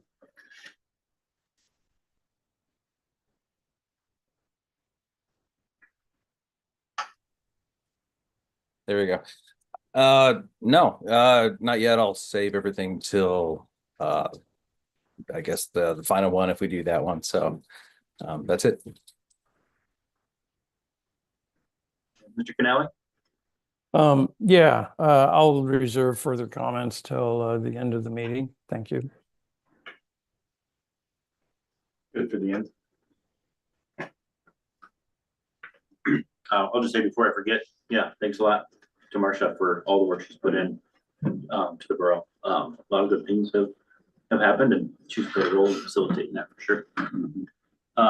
Yep. And then I did want to note, in our on our table, there was kind of a public notice about application for marijuana establishment license. I do believe that marijuana dispensaries are on our list of conditional use permit. I mean, in terms of our general use ordinance, but it would require a conditional use permit. So since we were noticed, I think it'd be worth reaching out to those folks and just giving them a neighborly heads up about that process. Yeah, I read the notice that Amber did email. But I'm not clear about the location for the actual dispensary if it were approved. Any clarity around that? Or is that In the premature? canyon. In the canyon, building C? So just one of the buildings, I guess, in the Rainbow Village retail boardwalk? Is that what we're talking about? I believe it's the small building to the right of the gas station. Oh, okay. That's Got it. down there. Yeah. If I were to assume that what I've heard about it is correct, I believe that that is where it's supposed to be. Or at least they're at different ends of it. I mean, but also, I don't know if our conditional use permit has proximity to, say, alcohol sales or anything like that. We need to review that, obviously, but I do believe that that's where it's intended to go. Yeah, I know the structure you speak of. So. Good.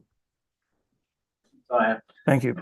Yeah, I don't have much. Obviously, I can't believe it. I'm the fourth person to speak, but the first person to say thank you for your reports. They're all very wonderful. Thank you for being here all the way down from the landfill, Mr. Wright. It's appreciated and good to see you. It's hard to say that spring feels like it's on its way when we've gotten 1.5 feet of snow in the last 4 days. But the sun is out and it's coming, whether we're ready for it or not. I'm starting to see some of the folks, the Princess and working down in the canyon. So they're coming, which is always good for us. The other comment that I really just have is a highlight of an event that's happening next week, Wednesday. Lions Club International is having 2 international guests on a tour. They are stopping at the Tri-Valley Library to talk about their program, which is called Lions Quest. It is a character development focused program that is typically paired on with like homeschool. Talks about good decision making, dealing with peer pressure, bullying, etc. in kind of that Lions lens. It's a pretty cool honor to have them stopping by in the borough. So if you guys are around, we sure would appreciate you swinging by and meeting whoever it is. They haven't even told me who's coming yet or where from, but it potentially could be somebody from a very different part of the world. So if you're around, please join us. There'll be some light snacks and some conversation. Oh, yeah. Yeah. I'll find out before we leave today. I will find out. It's gotta be after school, shortly after school, so between like maybe 4 and 6 sounds familiar, but I will definitely clarify. And we wanna kind of highlight that we have a lot of, distance learning kids and stuff, so let's kind of support that and see if it doesn't fit in our community. And then with that, I'll just save the rest of my comments for the end. Thank you. Just thanks to all of our partners, committees, and staff here. We really appreciate the hard work you put in. It makes our job so easy. So thank you, and that's all I've got. Thanks, everyone. Oh, thanks for dinner. Oh, yeah. Yes. Snacks are greatly appreciated. Ordinances for introduction. First up is ordinance 25-03, and that is our fiscal year 2026 budget. Like to make a motion to introduce ordinance, right? 25-03. Seconded. Moved by Mr. Alexander and seconded. Technically, right? So, Mayor Noel. Well, thank you. We do have a presentation that we did preview for the finance committee last week. We'd be glad for taking up, the opportunity to present the FY26 budget in words and pictures, and then we'll get into the numbers. Okay. That sounds good to everybody. Yeah, sounds great. I'm gonna grab a slice of pizza for the show. Yeah. Popcorn? Full color? Full color. Snack red. The old movies with like when they first came out with color and presented in full color. I can't remember who did that. Was it Panorama? That was like polychrome. I mean, something like Maybe, that. yeah. Zoomed in full color. Really. This was, my kids heard about Chitty Chitty I know, it's Bang good. Bang, so they'll address that now. I liked it. It's a good movie. I haven't seen that since.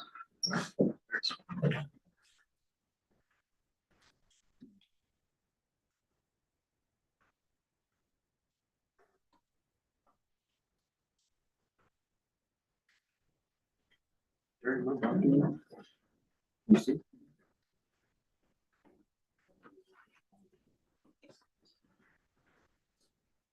Shall we take it away?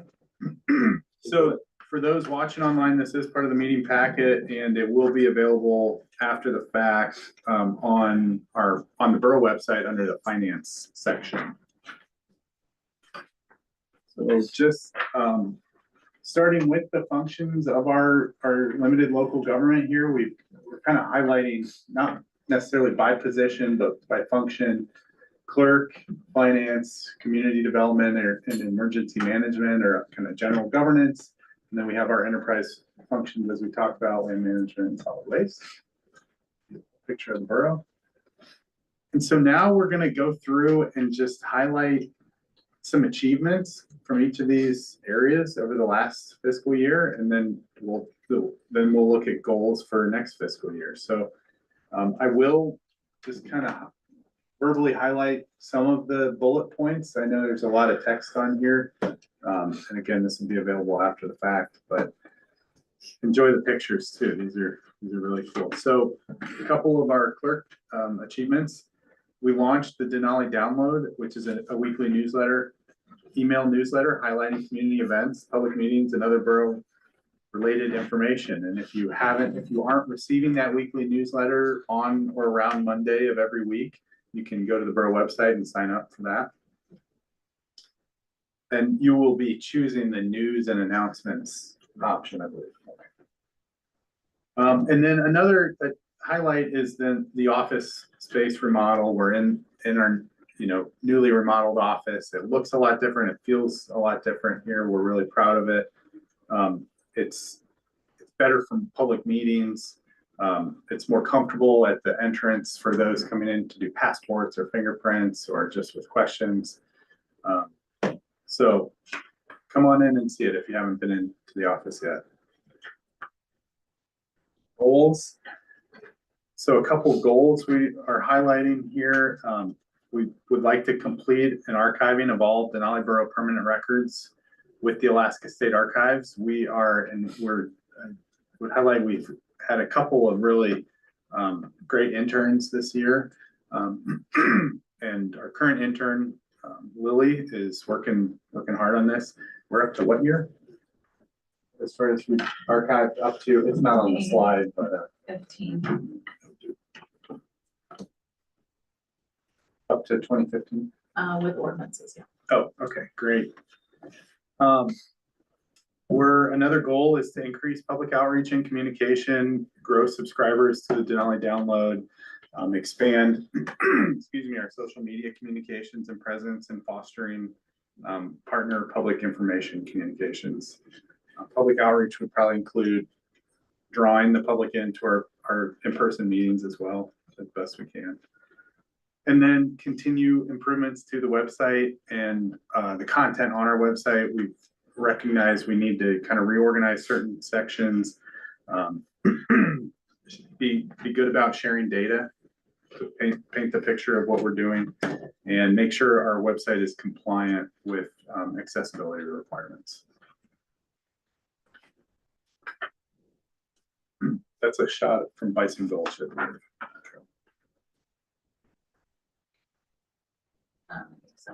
Okay. So finance achievements, successful, this is interesting because like if finance is successful, it could be kind of boring. Some might say you want it boring in your local government office. So success is a completion of the FY24 audited financial statements with no findings, on time with no findings.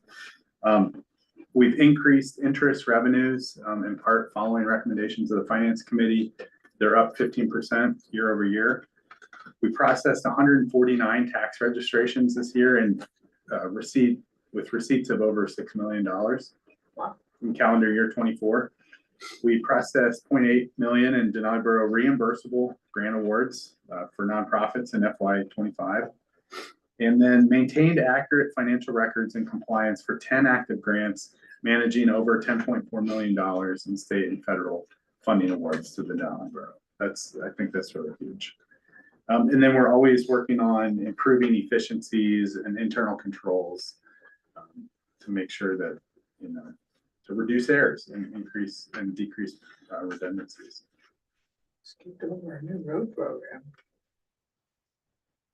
This is just a very bit, yeah, we could go on and on. Goals for next year: increase and continue to improve financial reporting, transparency, gathering economic indicators such as tax revenue, being able to share that.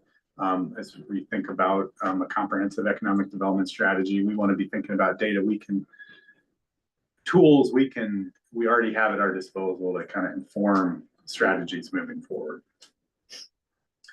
We already have pretty high compliance, but we would like to focus on reducing late tax registration and late tax filings, and continue tax operator compliance efforts, sharing information through email, due date reminders, that kind of thing, and continue work on revising processes to standardize and remove inefficiencies and any duplication in our financial processes. A nice big check there. Sorry to interrupt, but reduce the late tax registration filings, are those generally like the small sort of Airbnb things? Yeah, generally, New? if they're new, they might not be aware of the deadlines or requirements for registration. So we want to help make sure that we get information out there, make people aware of what our tax code and compliance requirements are. So we want to work with our businesses to make sure that they're compliant. Good.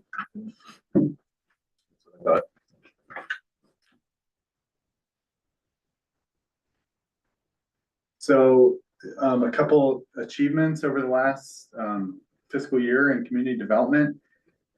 Submitted 8 grant applications for infrastructure and transportation totaling $23.3 million, and 3 planning and technical assistance grant applications for economic development and housing needs and the housing needs assessment. And as Stephanie mentioned, I think, there's the name of the game is like flexibility. There's a lot in flux. But keep going. And then another highlight is the community events. I think we've seen great success in things like the vaccine clinic, spring health and safety fair, last summer the National Trails Day event, and reflective tape initiatives, so we want to keep those up. Moving into next year, we want to continue coordination with partners and agencies on projects such as the Antler Ridge Trailhead and subdivision planning. We will continue to identify, plan, and submit applications for grant funding in alignment with borough priorities and to meet our biggest needs.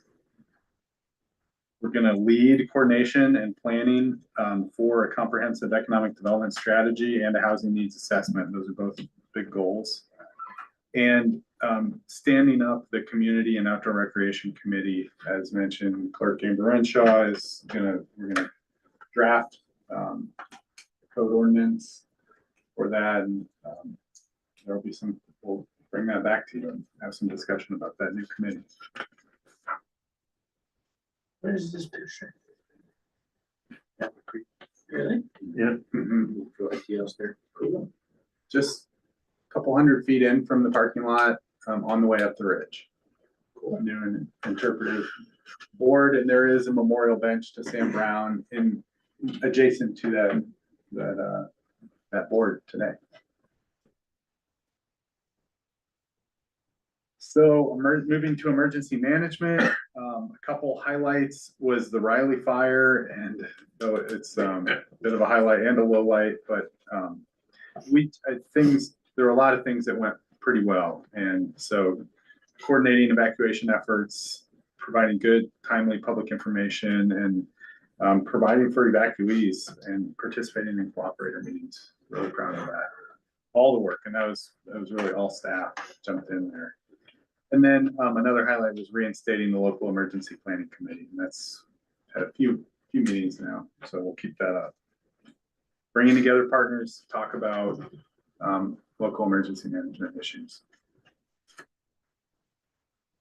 So a few highlights of goals for emergency management next year. We'll complete planning and mapping for Denali Borough evacuation polygons, defining evacuation zones. This isn't something I don't think that has come before the assembly, but it's something that will help in the event of a borough-wide emergency for an incoming incident management team, our partners with forestry. It'll just help us act a little more efficiently in the event of an emergency. And then continue coordination and partnership with agencies to provide emergency preparedness information in general. And with a focus on cybersecurity, that's something that's relatively new to the borough, but we're focused on assessing our cyber health and making any needed changes.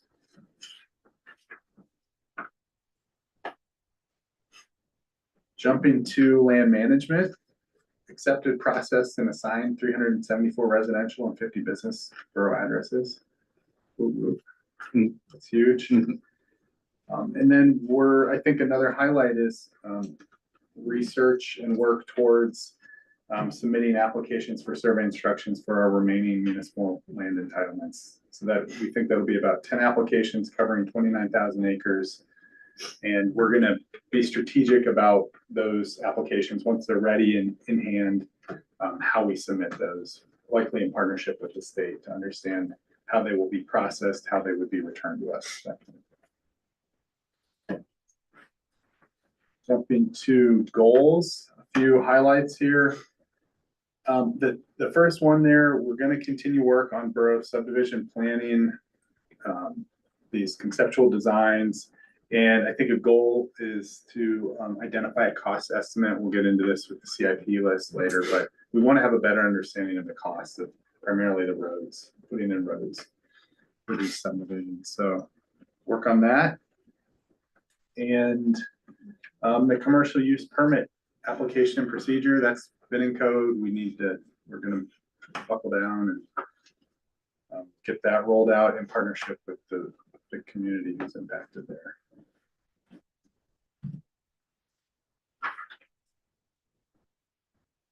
Solid waste. You've heard it from Scott.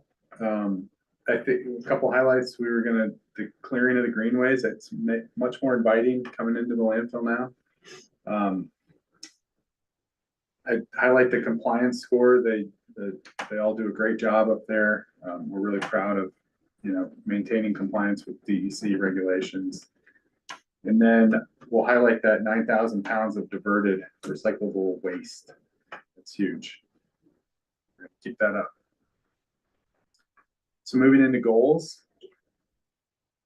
You want to cover the goals? Sure. Here.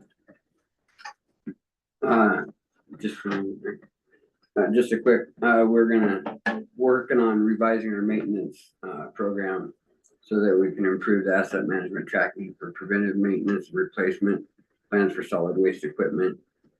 And then one that's been really big on my list is to develop a traffic flow plan for the landfill safety and efficiency so that we know where everybody is at every time, all times.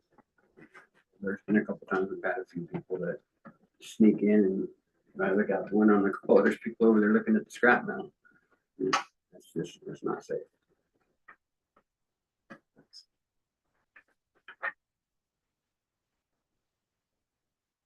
So quick timeline here. This is a multi-month process. Really appreciate Treasurer Allison Johnson's work putting all this together and work on the budget. And let's jump ahead to the priorities. These are, it's a reflection of what we value. And so I think in many ways, and I was, the mission statement, it's interesting. The assembly has a mission statement. I don't know that our borough government has one, but if we were to adopt one tonight, I think it would look very similar to in service to borough citizens, seeking to defend and sustain the spirit and the will of the people. And that's reflected in what we choose to fund. So these are some of our priorities, education being maybe the biggest one. Biggest part of our budget, and then a variety of other services. So there's more. Now we'll get into the numbers. Ready for that? Okay, thank you, Mayor Knoll. So we really wanted to kind of start with more of the narrative, like what drives the numbers, because numbers are numbers, but we wanted to show what we do with the funding, what we're achieving, what functions we're providing. So kind of put it in a different perspective rather than just number format. But it's always good to look at the numbers too. So I'm just gonna give a few highlights off of each slide. I'm not gonna read it in full just for time sensitivity. But looking at the general fund, so revenue highlights, we are projecting FY26 revenues to increase 1% from FY25. So a large portion is that is due to tax revenues. We're estimating to increase 4% from prior year. So overnight accommodations is on an upward trend. So we are expecting that to continue. Another item to note is the community assistance program. That is funding that we receive from the state. We do give estimated notice of funding from the state, and based on their estimation, our revenue for that line item is going to decrease 31% from the prior year.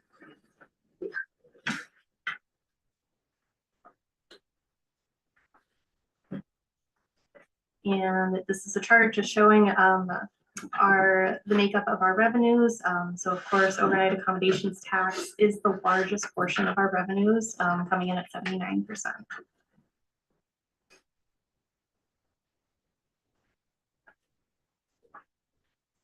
And this chart is specific to overnight accommodations. It does show the seasonality that we do incur with this revenue. But it also shows the upward tax trend. So FY22, that's when our tax revenues really stabilized, and then they begin increasing FY23 onward. So for FY26, again, we are estimating a 4% increase from the prior year.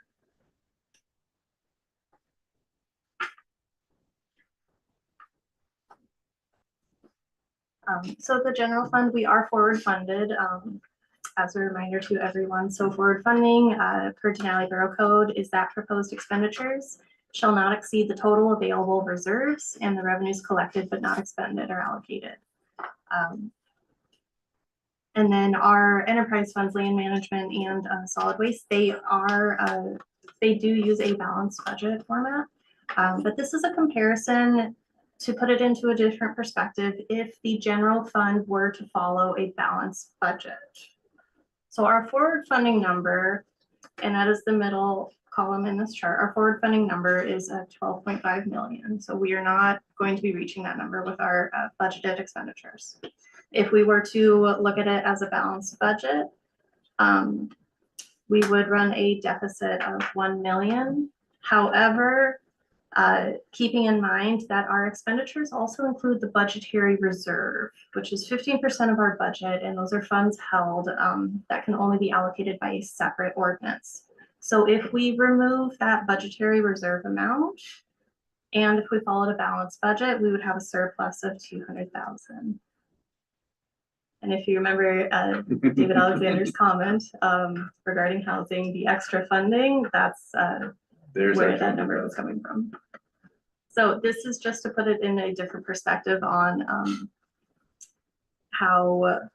where our revenues are coming in comparison to our expenditures.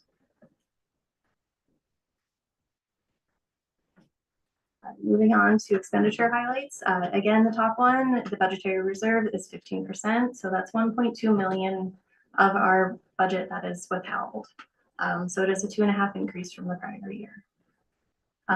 Education funding, we are including full requests from the school district at 2.9 million. So that makes up 35% of our budget.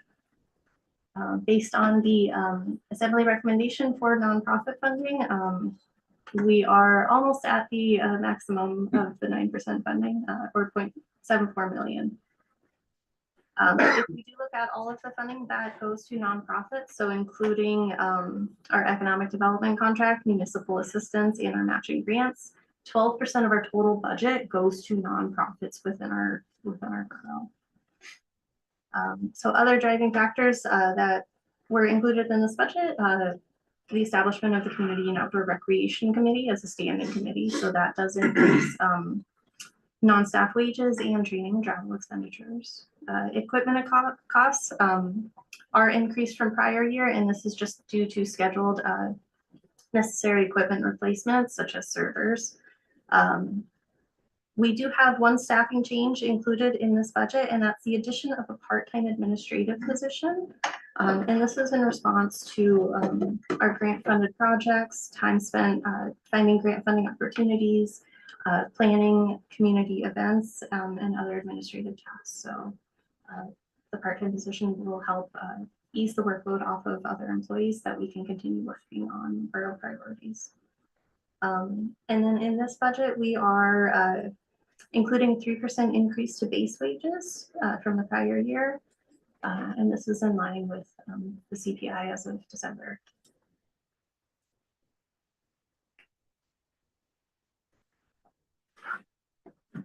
And this is a chart showing where our expenditures. So education is the largest portion. And again, you can see that budgetary reserve at 15%. And the transfers take up 16%. Transfers are to other fund accounts, such as solid waste, land management enterprise, capital improvements. So all said, we're coming in at 8.2 million budget expenditures for the general fund.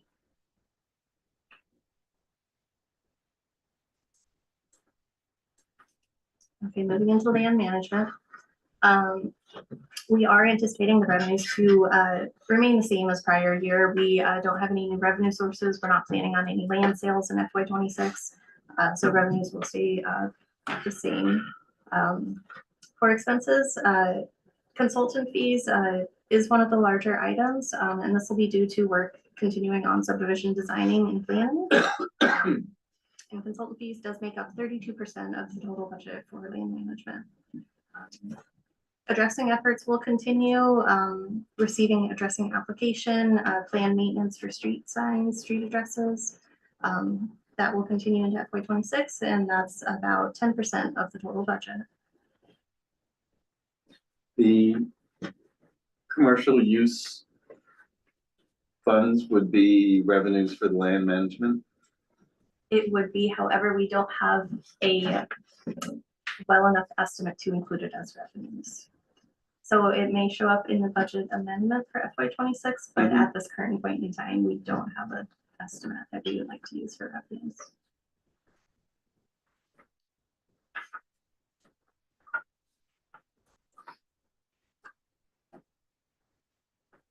All right, and then this is showing the previous 5 years and the current fiscal year budget, comparing revenue to expenditures. So the largest source of revenues is the transfer in from the general fund. For FY 26, we are proposing a small deficit of 27,000, and that will be covered by the fund balance that Lane mentioned was carried from the prior year.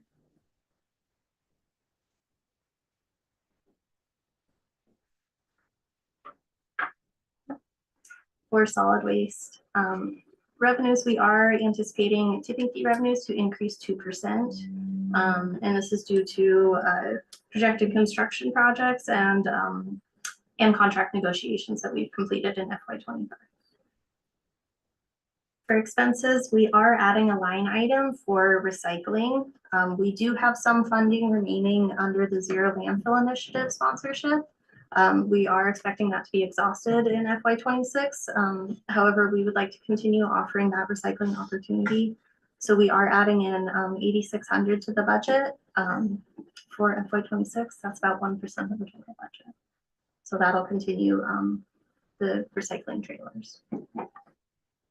Repairs and maintenance, we are budgeting at 80,000, about 8% of the total budget, and this is for preventative equipment maintenance, facility maintenance, and minor equipment repairs and replacements.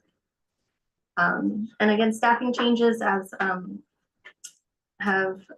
it's previously been discussed, the addition of the seasonal landfill gatekeeper position. So this will allow staff to allocate time to equipment and facility maintenance projects to complete necessary summer projects at the landfill, and also offer coverage for transfer station staff. And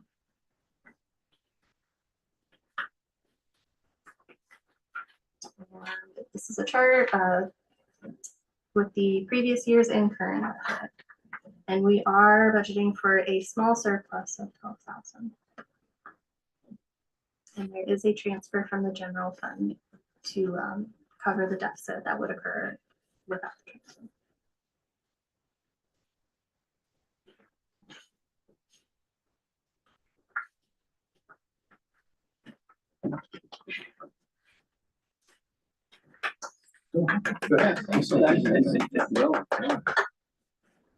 So that concludes the presentation, and then we have the budget ordinance itself, ordinance number 25-03. Basically, I'd say if there are any questions, we'd be happy to kind of talk through it, or but I don't have anything to highlight specifically out of the budget ordinance itself.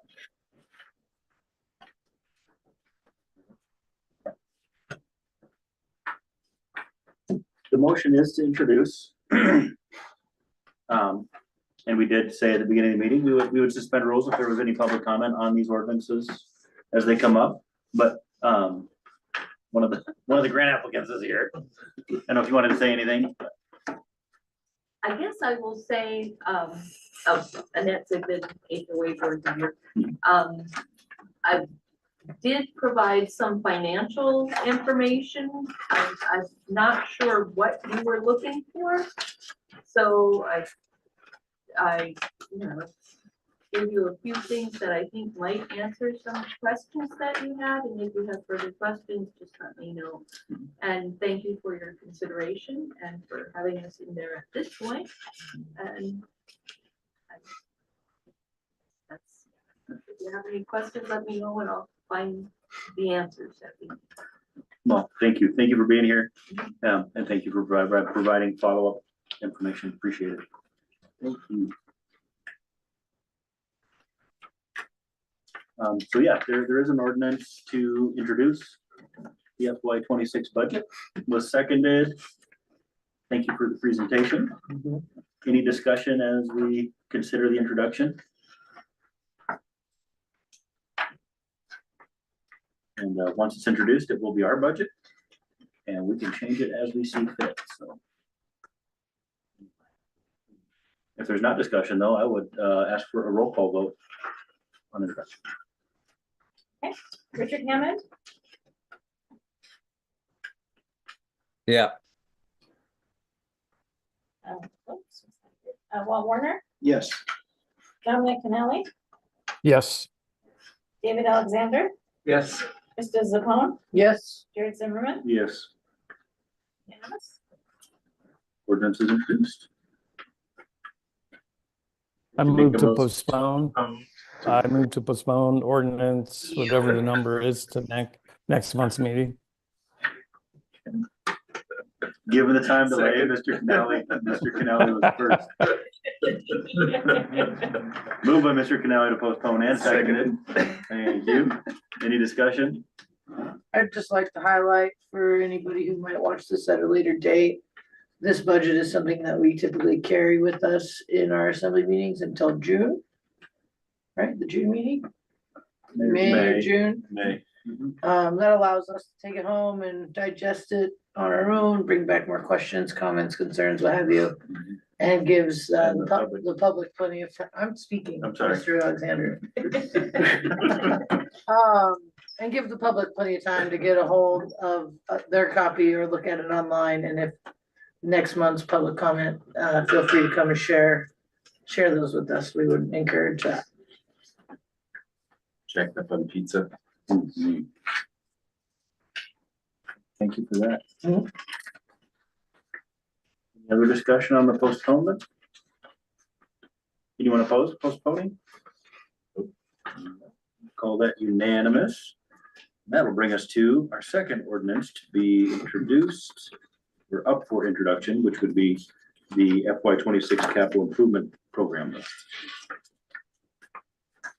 I'd like to make a motion to introduce ordinance number 25-04.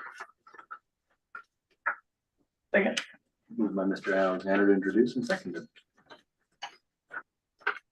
There you go. Thank you. I will just kind of provide a high level overview but we're happy to take questions. We also did present this to the finance committee and I got a little bit of feedback, which I'd like to try to address, but let us know if we missed something. The first, in green, the first half of our capital improvement program are our major school maintenance projects. This is reflective. This is a mirror of the school district's major school maintenance projects.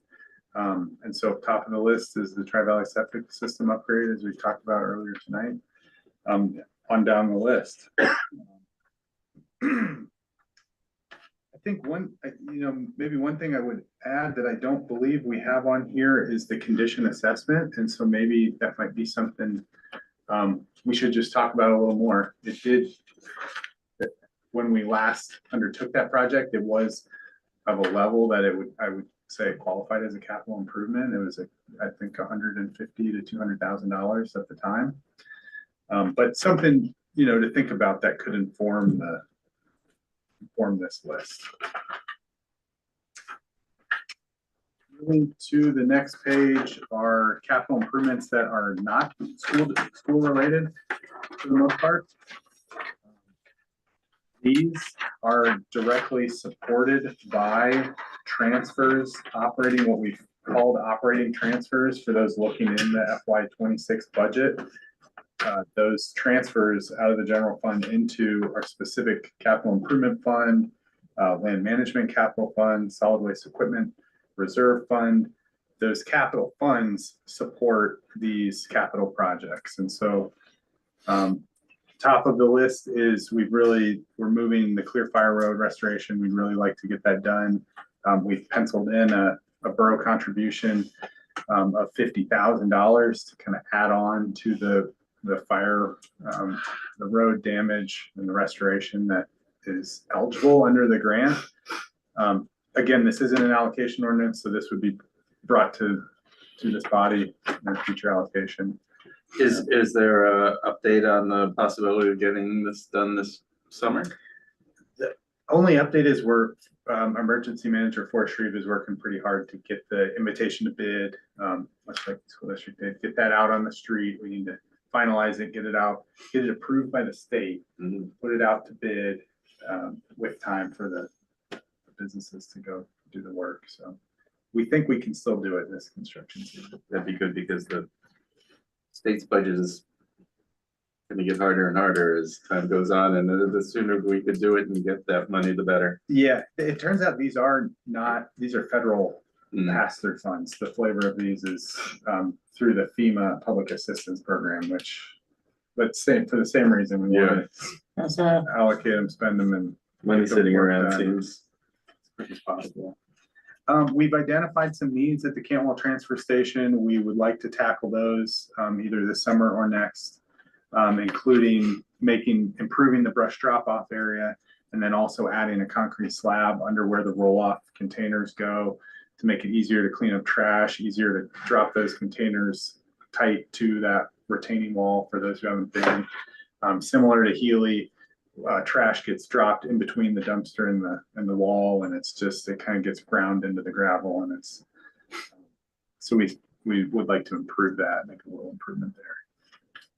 We've pushed the Auto Lake Park improvements project out, but we are using the $180,000 award from state plus an estimate of $200,000 in borough funds to complete the vaulted toilet and potentially a playground.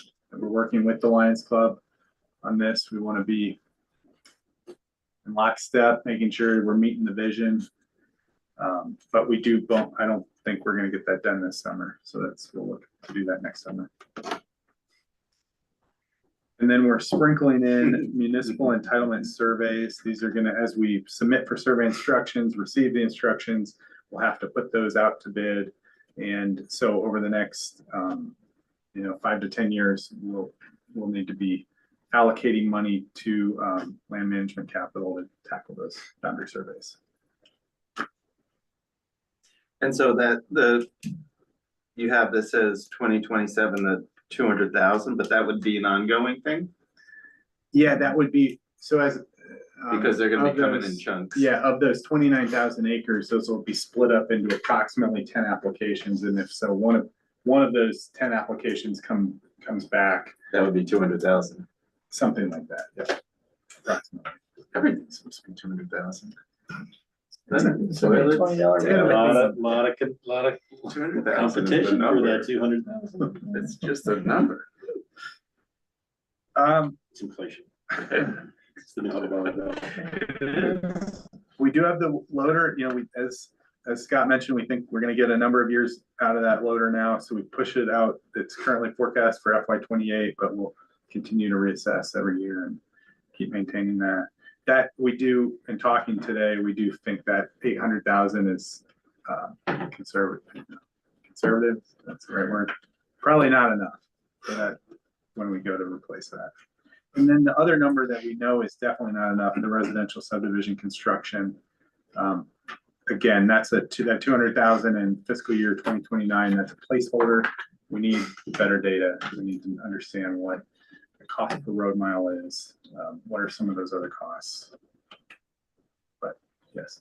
I mean, I guess it's appropriate to talk about here, but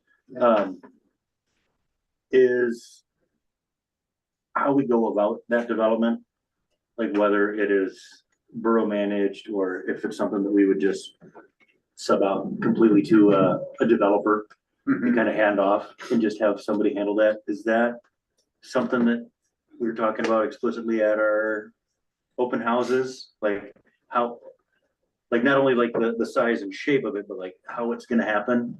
Are we? I don't think so. Okay. No. I think it's more conversations for us to have internally, and as we go forward and start to hone in that number. Yeah. I'd like to have the range of opportunities and whatever.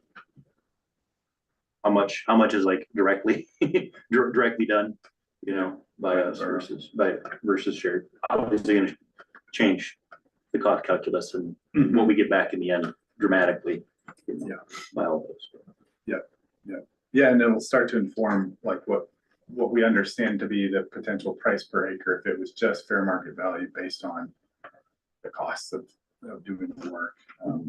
Whether that's purchased by the borough or whether that's a developer where there would be some kind of markup in theory. But maybe there's some cost sharing arrangements that could be arranged. So, yeah. I would say no, though. We haven't been talking about that kind of thing, all those details. There has been a clear preference for local, making these available locally first. How we do that legally is, we'll have to cross that bridge as well. The legally part being the payment.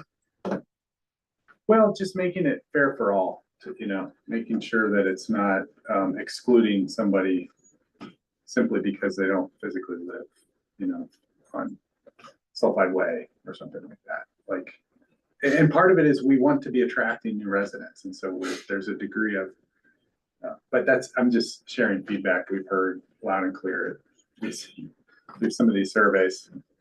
So we'll be balancing that, I think, when we go to some of these lots. Felony property tax could be nice place to stash some money and sit on investment and not build anything and not solve our housing crisis. Right, exactly. Yeah. So some of the out years, they get a little more flexible. But we did push the Tri-Valley School parking and recreation facility improvements out. And talking to Superintendent Polta, I think we'd probably both like to see the Healy pedestrian pathway project go in and those pathways be built and constructed up to school property. Then we could maybe reassess what traffic pattern looks like, what pedestrian traffic looks like. Consider that down the road. So those are the highlights. Happy to take questions though. Oh, I see. Here's another. So you have them every other year, the land entitlement surveys. Mm-hmm. Gotcha. Yeah, just to show that once we commit to requesting instructions, we're going to need to be staying on that. Preparing for this. I would say, I would like, since that new information on the septic came to light from Steve, I would say, it would be nice to figure out the specifics of everything there. If it's not meeting our needs, it's not meeting our needs, and it's not going to get any cheaper to replace it. So the sooner we can do it, the better. But if it's just a question of age, because we're looking at a 50-year-old system, like we better take care of this right now. It might be worth looking into the specifics of what was actually done and how, it's not getting any cheaper to do it. But if it's good for another, 10 years, doing it right now might be jumping the gun a little bit. Yeah.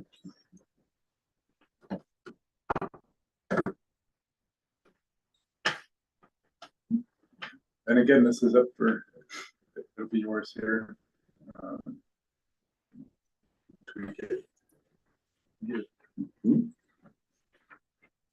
Well, thank you for your work and the staff's work and putting this together for us and passing this off.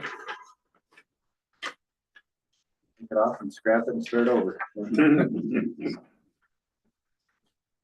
not. We're not. We're being pacified. We'll do whatever we want. For now.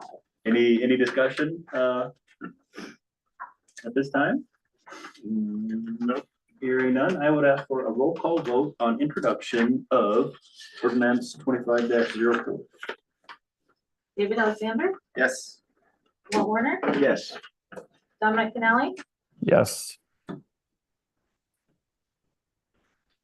Richard Hammond, Yes. this is the phone, Yes. Jared Zimmerman, Yes. unanimous. Ordinance is introduced. I'd like to make a motion to postpone ordinance number 25-04 to the next meeting. Second. Moved by Mr. Canali to postpone and seconded. Alexander. Alexander. We're both handsome, but still.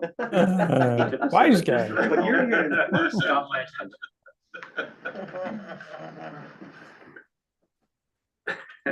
The assemblyman from the southern part of the borough has moved. Thank you, Mr. Alexander. It has been seconded. Any discussion on the postponement? Hearing none, we will call that unanimous. Clearly noted in the record that it was Mr. Alexander that moved to postpone the ordinance to the next meeting. All right, then we do have two ordinances for consideration or approval tonight. First up is 25-01, our FY 25 budget amendment. I'd like to make a motion to approve this time, right? Resolution 20 FC 2501. Oh, no, that was the Ordinance 25. yeah, ordinance 2501. That was the finance committee one. For a second? Second. All right, moved by Mr. Alexander to approve and seconded. And Mayor Knowles, do you have anything, any recommended changes, updates? I have one. Let's see. Yes, a couple, if I may. One recommended change that I've asked in land management. Line item 4080 consultant fees. We're doing a lot in land management. I think we highlighted that. We'd like to bump that consultant fees line item up to 160,000. To cover what we anticipate needing for conceptual subdivision designs, road standards. And to meet, I think we might be able to do some cost estimation in this fiscal year. We're looking at the same budget I don't know. amendment. 48.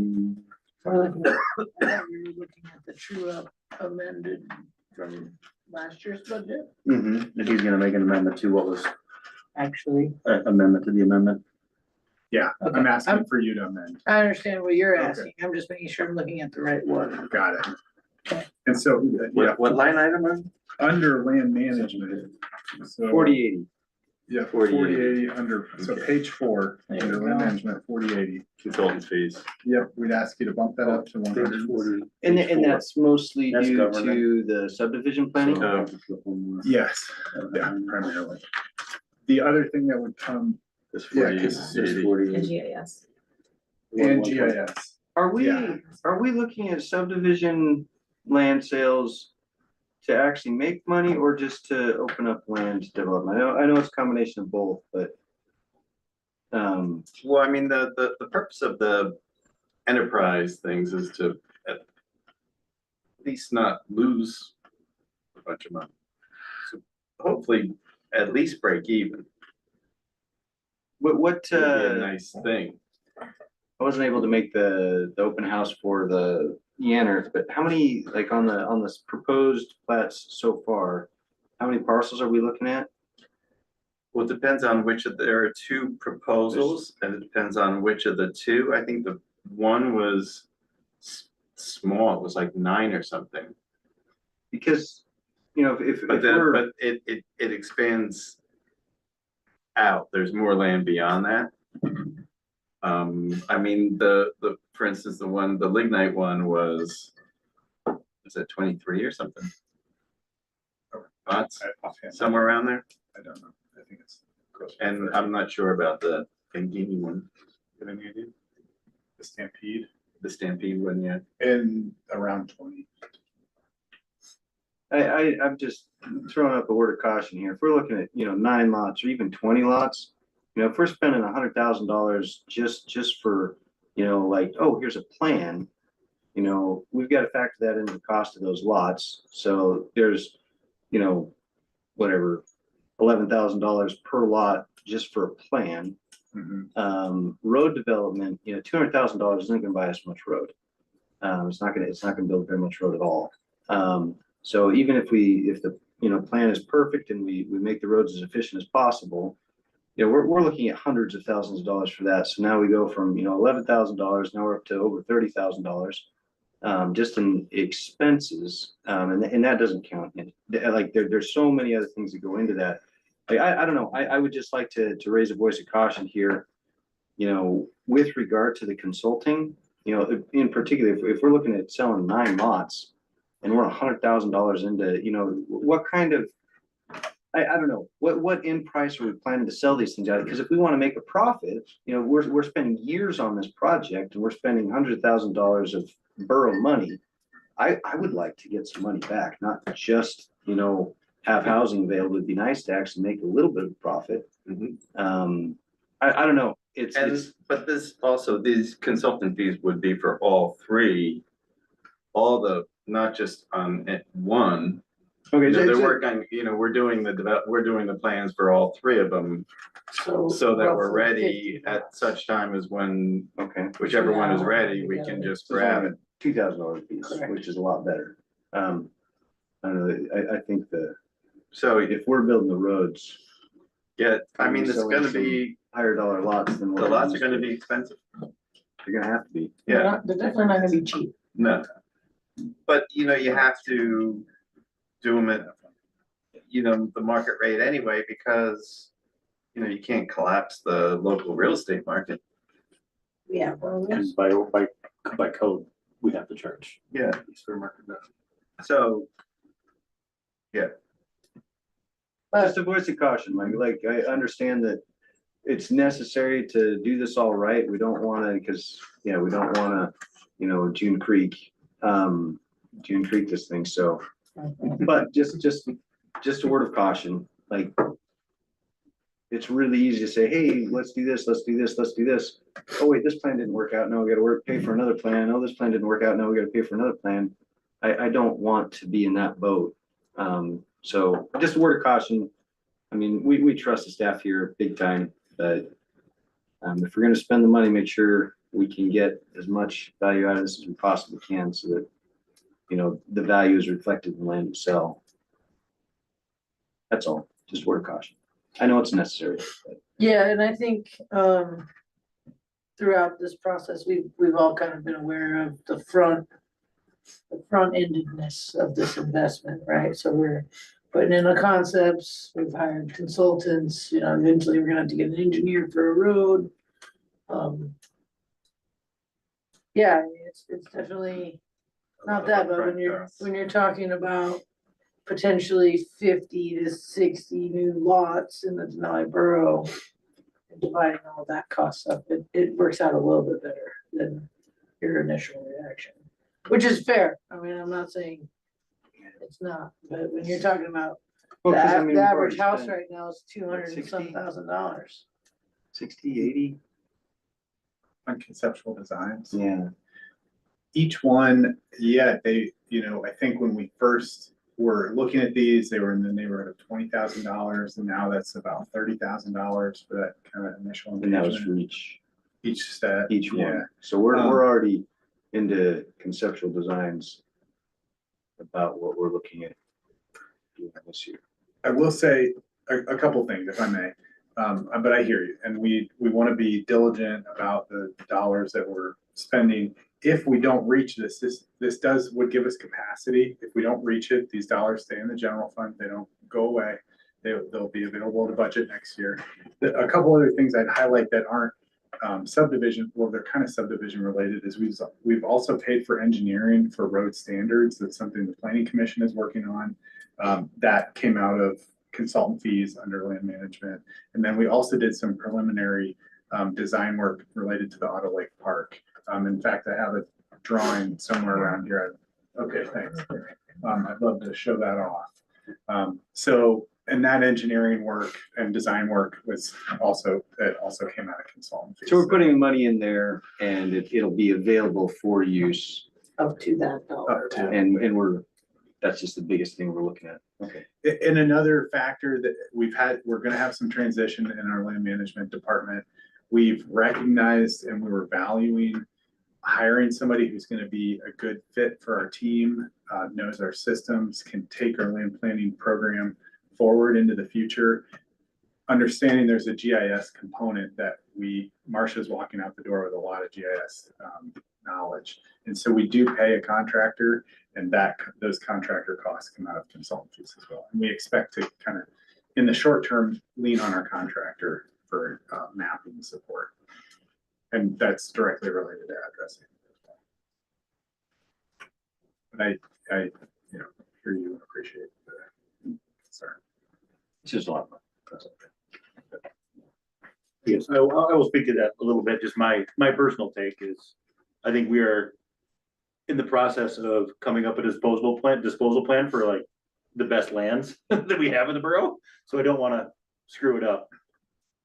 So I think it's money well spent to make sure that, roads are maintainable, the lots are in the right place, and we're getting the most bang for our buck, because the available land that we have as municipal entitlements is limited. And these are kind of the most accessible, I think, our most highly valued lands. So putting a good plan in place to get the most out of it, I think, is important. It does beg the question of like economy of scale in terms of how much do we get for $20,000 or $30,000 for 9 lots versus if we're targeting 30 lots and we're able to distribute that a little bit like that way. And I don't, yeah, I don't know that we're ever gonna hit that balance mark with our enterprise funds, that we're gonna make enough money in charging tipping fees or selling or leasing land to cover the cost of managing our lands that we have. I think we have a responsibility to be good stewards, but whether it's breaking even or making a profit, I think is secondary, and we should be focusing on doing a good job and making sure that the work that we do is good and in the best interest of the borough. Making good lands. Making good, if it's making good balance of life available is the priority, it's like, what do we gotta do to figure out how to do that, and make sure it's the best over the long term. And we got a 8% or 7.5% bed tax or whatever that gives us some buffer and leeway to do that. And I think the voters expect us to take that money and apply it towards best meeting the needs of the community. So we don't need to recoup it, necessarily one for one from the land.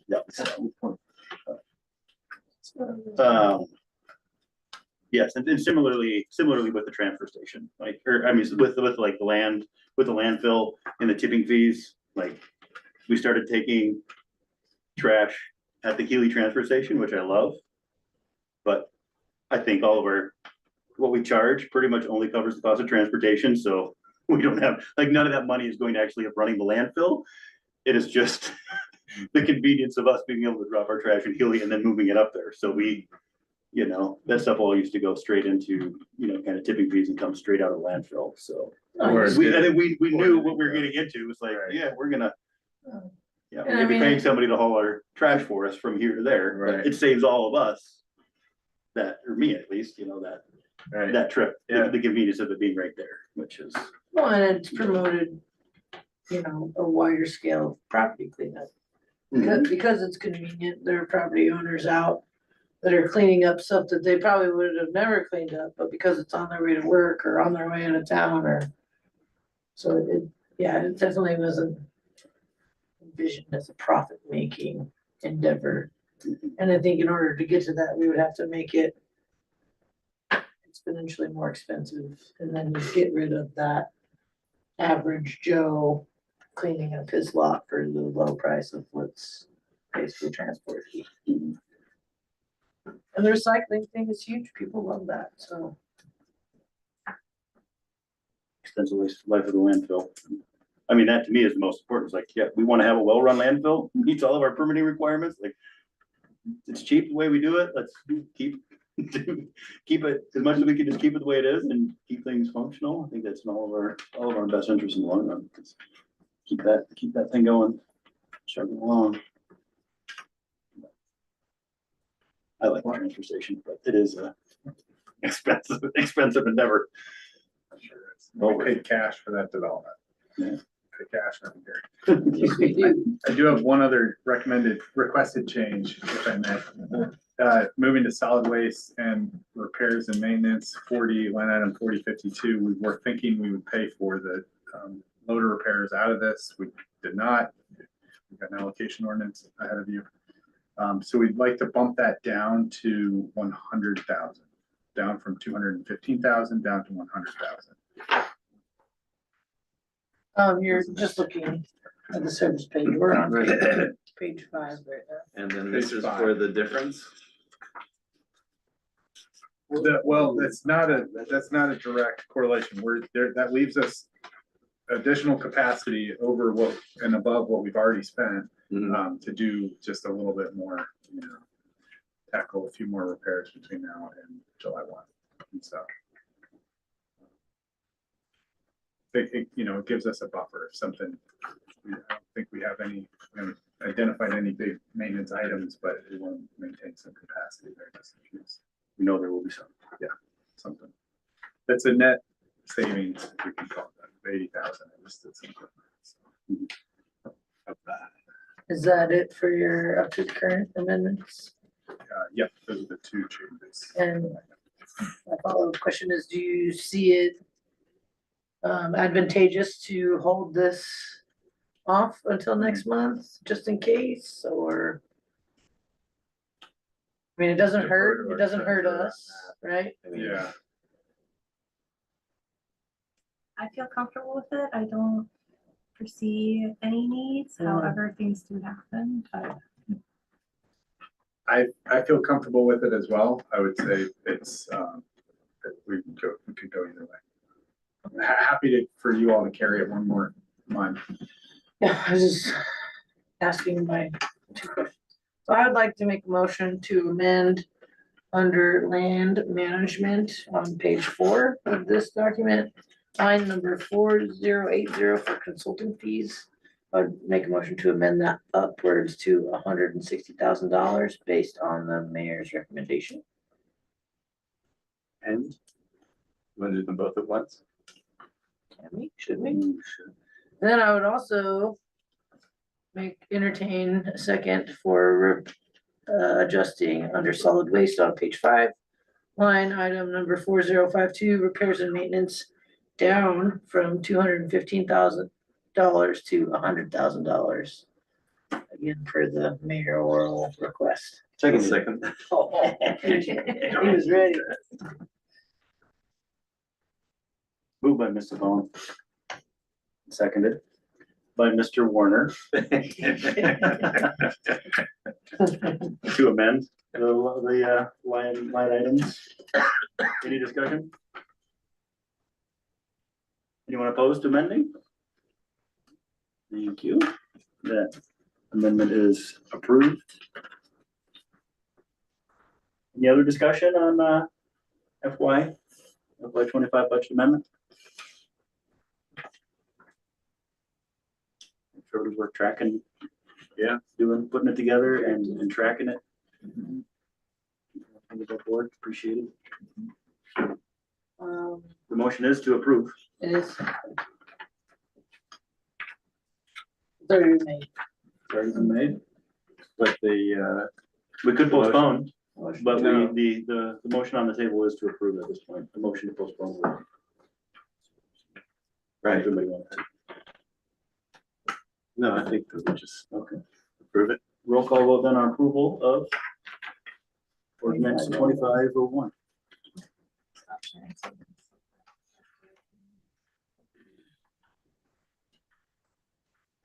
All right, Krista Sapone, Yes. Dominic Canelli, Yes. Walt Warner, Yes. Richard Hammond, Yes. David Alexander, Yes. Jared Zimmerman, Yes. unanimous. Ordinance is approved. And that brings us to ordinance 2502, which is the solid waste equipment reserve fund allocation. I'd like to make a motion to approve ordinance 25-02. Seconded. Moved by Ms. Zapone to approve and seconded. I've been kind of talking about this one, but do you have anything else you wanted to add to the conversation? Okay. No, there are questions. Thanks again for being here. Yes. And this has been spent. The reserve fund? Well, oh, okay, so we're putting it back into the reserve fund. No, we're taking it out of the reserve. We're taking the, I mean, we're, To pay for the repairs on the right, loader. yeah, we've already done. That's where the issue came from in the first place. I think we have written the check. They have, It's not mailed. Mailed it. right? It's been invoiced, I believe. it's been invoiced. You would recommend approval I tonight? would recommend approval. You don't want to postpone? Much appreciated. The loader is working well and we would like to pay our vendors and Stay in the good graces. yes. Good terms. I would ask then, without delay, a roll call vote on approval of ordinance 25-02. David Alexander, Yes. Krista Zapone, Yes. Dominic Canali, Yes, Walt Warner, Yes. Richard Hammond, Yes. Jared Zimmerman, Yes, unanimous. ordinance is approved. We do have 5 resolutions tonight. Everybody good to plow through? Okay. First up is 2506, authorizing participation in the Alaska Public Risk Alliance. I'd like to make a resolution to, a motion to approve resolution number 25-06. I'll second. Moved by Mr. Alexander to approve and seconded.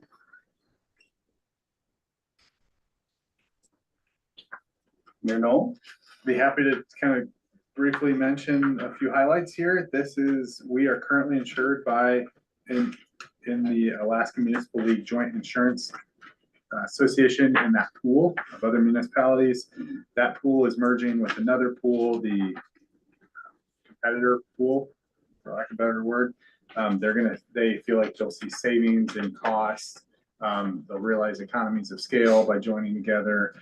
They are going to keep most of the staff. They may not rehire as they have attrition, but in general, they're focused on providing good service to members. So we are in, think that this is going to go really well and are happy to join into this new organization This is, required. what was the acronym for the AMLJIA or whatever? AMLJA. So the new entity is going to be the APRA, Alaska Public Risk Alliance. I would say it's a much better acronym than the AMLJ.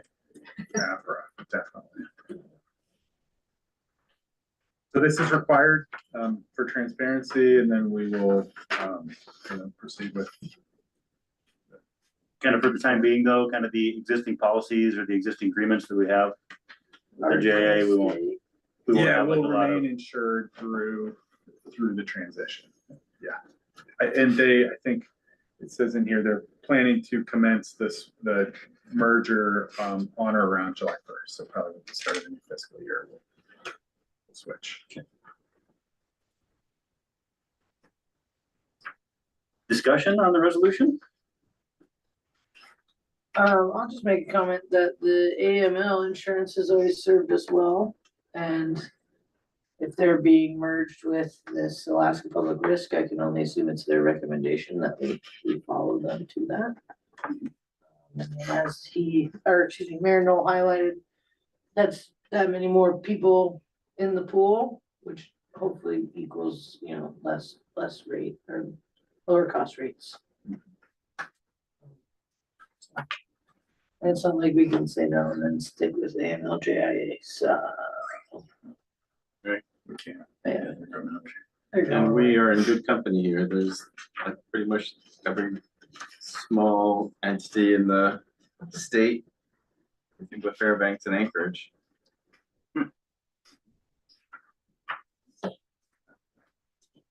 In fact, we will be joining our component unit, the Denali Borough School District, and we will both be insured by the same organization moving forward. Another highlight. Partnership. I would ask for a roll call vote on approval of resolution 25-06. Krista Zapone, Yes. David Alexander, Yes. Dominic Canali, yes, Walt Warner, Yes. Richard Hammond, Yes. Jared Zimmerman, Yes. unanimous. Ordinance, the resolution is approved. Next Like up, to- oops, next up sorry. for consideration would be resolution 25-07. I'd like to make a motion to approve resolution number 25-07. Support application to receive rural and tribal assistance pilot program funding for Cantwell Community Connector Pass. Moved by Mr. Alexander. I'll second. Second. Provide a couple highlights here. This would be for a couple, excuse me, two different segments.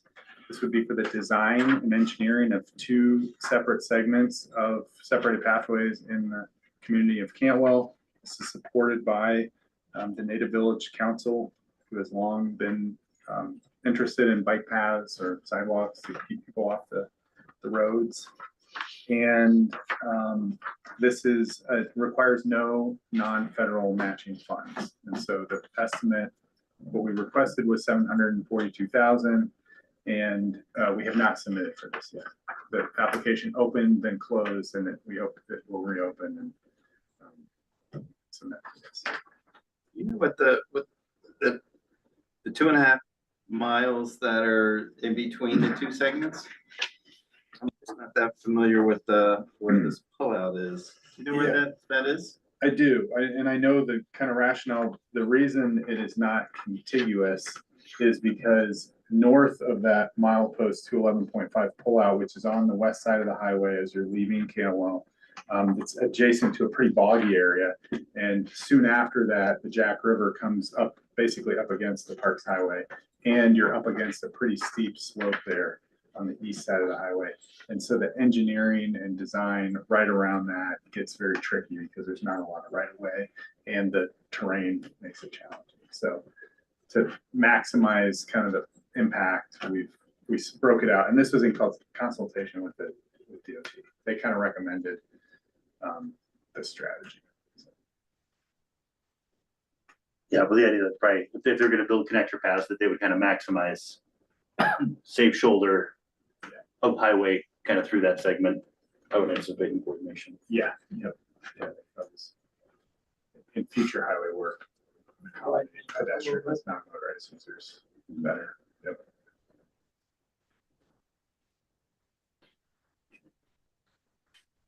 Discussion? I'd like to see how these things get done. Ride my bike.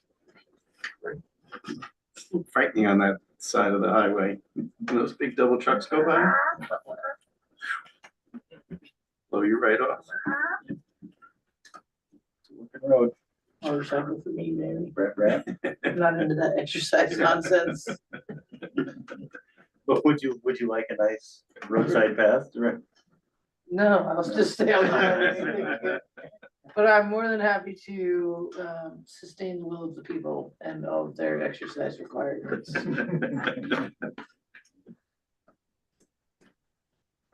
If there's no discussion, I would ask for a roll call vote on approval of resolution 2507. Dominic Canali, Yes. Walt Warner, Yes. David Alexander, Yes. Richard Hammond, Yes. Krista Sapone, Yes, Jared Zimmerman, Yes. unanimous. Resolution is approved. Brings us to resolution 25-08, support application to receive technical assistance through Minnesota Housing Partnership Strengthening Rural Communities Program funding. I'd like to make a motion to approve resolution number 25-08. Seconded. Moved by Mr. Alexander and seconded. Thank you. So I'll just say that I'll start with the financial implications. There's no match required for this partnership, though, other than indirect costs like staff time to coordinate with them and work through this partnership. The funding for the Minnesota Housing Partnership through this program it's funded through HUD, and I understand that this funding is secure and relatively stable. That's what we've heard. And they are actively recruiting and very interested in kind of moving forward. So I'm feeling very good about this. And it would provide technical assistance. We could use that to address housing challenges. They have a lot of planning expertise. They've written housing needs assessments. They are familiar with subsidized housing programs. And so while I don't know that we could count on a housing needs assessment to be completed through this partnership, Community Development Director Stephanie Ford feels very good about this, entering into this partnership, and they would expand our capacity and we would get closer to, if not be able to complete a housing needs assessment at relatively low cost to the borough. So we feel very good about this. I thought it was Vanessa Jusak in the Denali Foundation report last month that was talking about the housing needs. Is this congruent with that or separated or? Yeah, I understand Vanessa Jusak and the chamber director, she took a new job, and so they're actively recruiting, and we're really happy for her and wish her all the best. And at the same time, very sad because we had a lot of partnerships in the work between the housing needs assessment, the comprehensive economic development strategy, to name a few. So yes, we expect, like, we need to be working with the Chamber of Commerce. The Denali Community Foundation is still very much like, how can they be a partner in this as well?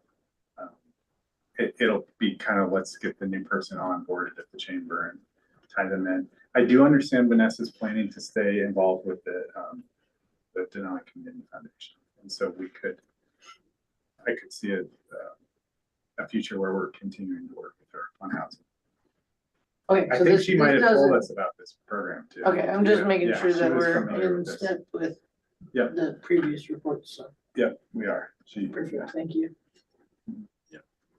Yeah, and if this helps, borough to kind of bridge that capacity, in the meantime, I think that'd be awesome. Extra person engaged in it.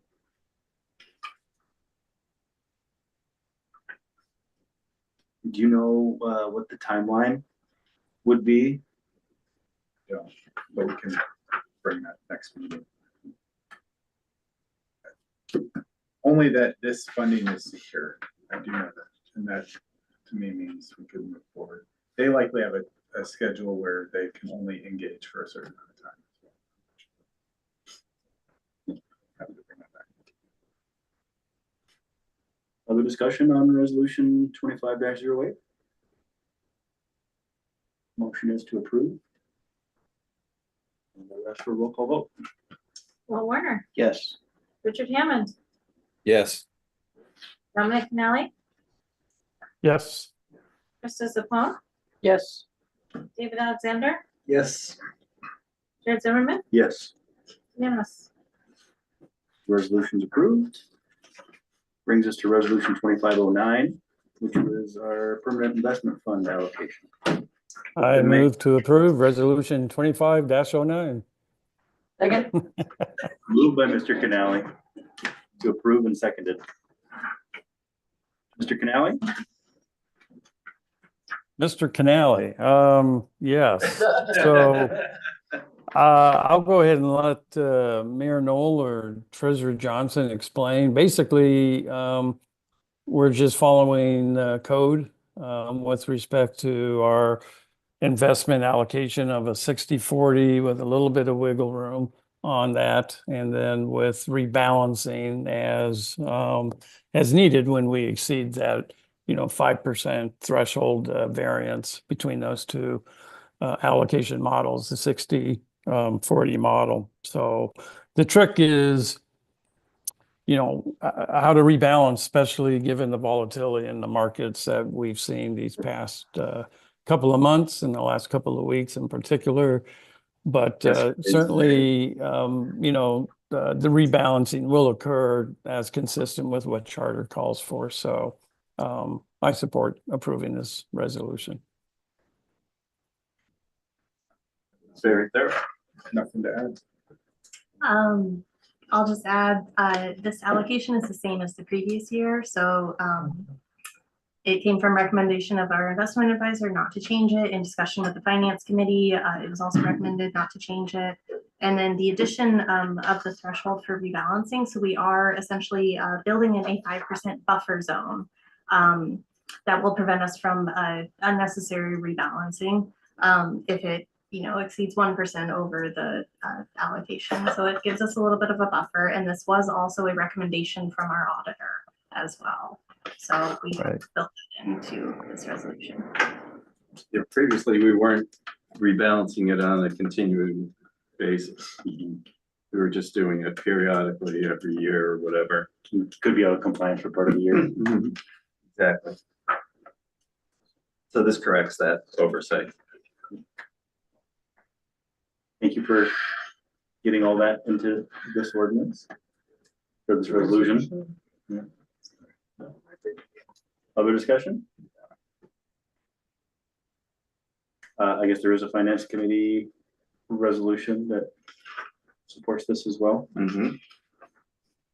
Yes. Says exactly the same thing that was approved in our last meeting. Yeah, it's the same resolution. Language wise. Roll call vote then on approval of resolution 2509. David Alexander, Yes. Dominic Canali, Yes. Richard Hammond, Yes. Walt Warner, Yes. Krista Zapone, Yes. Jared Zimmerman, Yes. unanimous. Resolution's approved. Got one more, that's 25-10, unincorporated communities, participation and community assistance. To make a motion to approve resolution 25-10. Second. Moved by Ms. Zapone to approve and seconded. There no? I would say this is an annual effort. It's required to enable these unorganized areas to receive a portion of this community assistance program payment. And they need to provide 3 of the following services, and these organizations do that. And so we're glad to facilitate this transfer payment from the state to these 3 organizations. Thank you. Any discussion? For the people online, that the 3 organizations are the Cantwell Volunteer Fire Department, the Tri-Valley Volunteer Fire Department, and the McKinley Volunteer Fire Department. Which we extend our greatest thanks and gratitude for those volunteers. Absolutely. Yep. Roll call vote for approval of resolution 25-10. Walt Warner, Yes. David Alexander, Yes. Richard Hammond, Yes. Krista Zapone, Yes. Dominic Canali, Yes. Jared Zimmerman, Yes. unanimous. Resolution's approved. Taking us to other business, 2 items. First item up on the other business is a planning commission appointment. Yeah, no, thank you. So we had a member of our community, Ms. Jen Johnston, reached out, interested in serving on the planning commission. She has background professionally as a planner.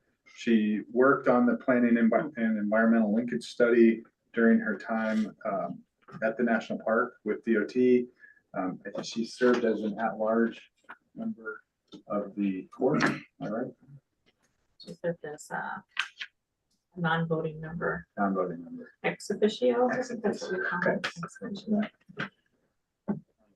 So really just pleased that she desires to help our community by participating in the planning process, and I'd be glad to appoint her. And I have appointed her and I need your confirmation. Basically means she's been attending all the meetings And- and participating without any power.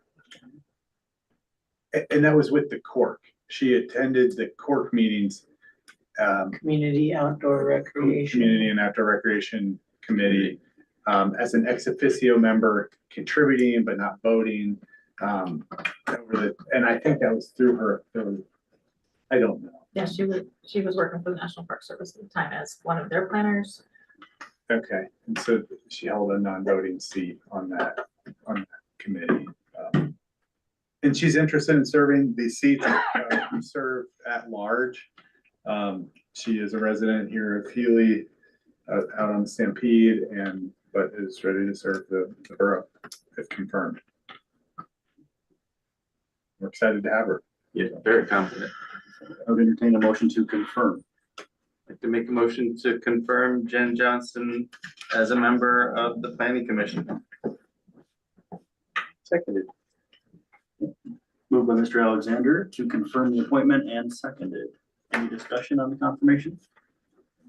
Interesting. Thank you for allowing us to serve. Anyone opposed to the confirmation? Hearing none, call that unanimous.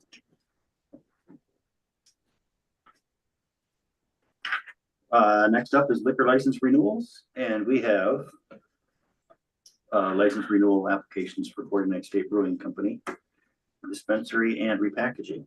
I'd like to make a motion of non-protest for AMCO license renewals number 671 and 4946. Moved by Mrs. Bone to not protest and seconded. Any discussion about whether or not to protest? Anyone opposed to not protesting? Hearing none, we'll call that unanimous.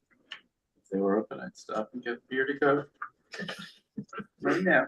From the Well, package store. Yeah. And from the package actually, store. can I- On there, they'd be Can I have closed. a discussion? I don't know how many of you noticed, but I feel like the noise complaints have gotten a little bit less. Is that fair from the administrative perspective? Have we gotten people complaining about the brewery recently? I have not heard any. I know that they logistically changed some of their events so that in the later part of the evening, the stuff gets moved inside. So they Yeah, it seems like there's less outside I stuff. just wanted to kind of highlight that they did hear us last time when we talked about, their noise, and they have made improvements or modifications to the way that they do things, so that's appreciated, and I mean, I didn't hear any complaints last summer, and usually we get a couple, so Did you hear any music? I did. Thank you for noting that. Yeah, I think that it's important for us to acknowledge that they heard us and responded, so. Again, anyone, all in favor of not protesting, show of hands. Aye. All right, that's unanimous, nice and clear, all right. That clears up other business, if we hadn't already done that. We're close. We were close, all right. Brings us to public comment. Hey, I would just like to say that it's a pleasure to watch a well-functioning relationship between the assembly and the staff. The assembly trusts the staff is respectful and trustful of the assembly, and that it's really nice to see. It's a pleasure to come and spend a few hours. we miss you too. Thank you. Thank you. There's no other public comment. We'll go to assembly comments. Oh, it was a good meeting, and I hope everybody's able to make it home safely, and I hope that spring is almost here. Yeah, thank you for tonight's meeting. I appreciate that the Tri-Valley HOA stepped up and gave us the financial information we kind of asked them for. Thank you. The decorum amongst our board is good, and it's nice that we can be a little bit more candid than other entities that I've watched and followed, and I think that just kind of speaks to what Ms. Sigmund brought up about us more or less trusting one another. And last month we even had votes that weren't unanimous, so we're tackling big issues and doing so in an honorable way, and I appreciate that. Thank you. I intended to dissent tonight, but there was nothing I could do.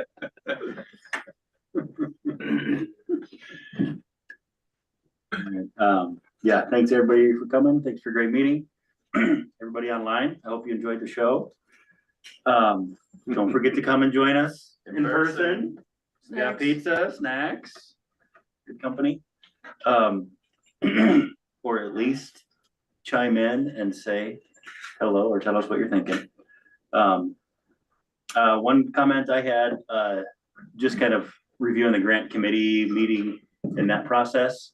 I wonder if it might be beneficial, to staff, assembly, everybody involved, if we wanted to separate the timeline a little bit from the road improvement.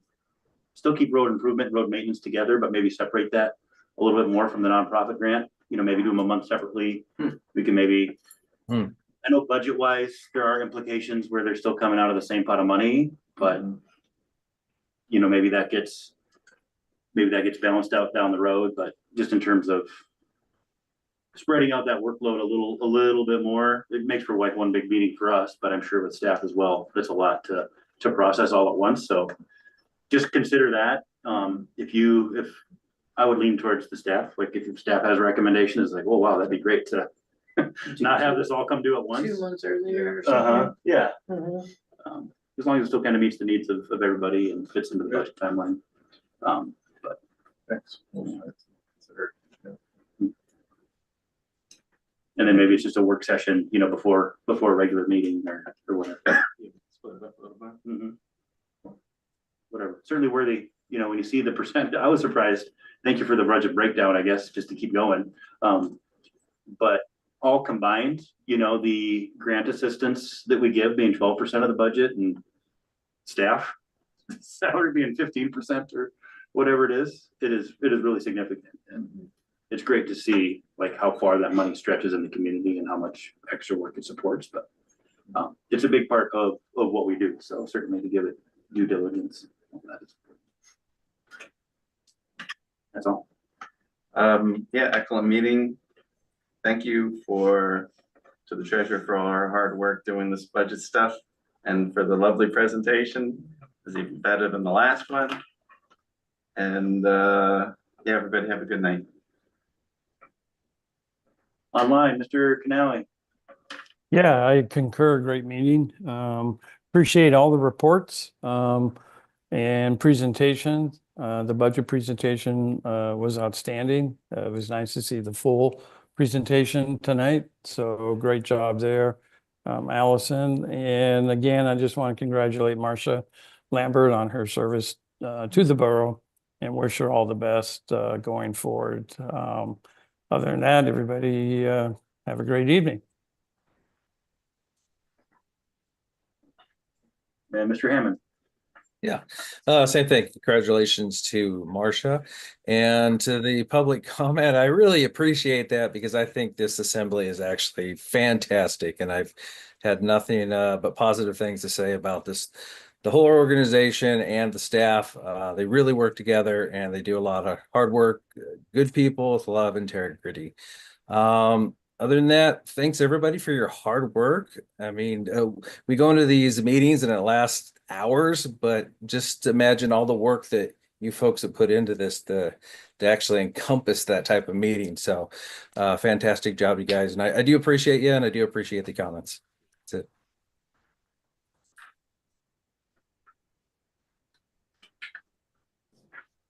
Brings us to time and place of the next meeting.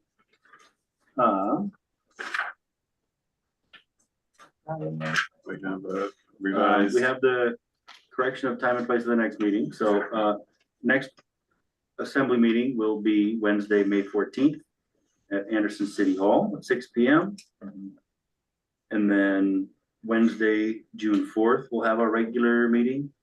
That's a week ahead of normal. Yep. And that'll be here at 6 p.m. on June 4th. And then on the 11th, we have an invitation to tour Usabelli coal mine.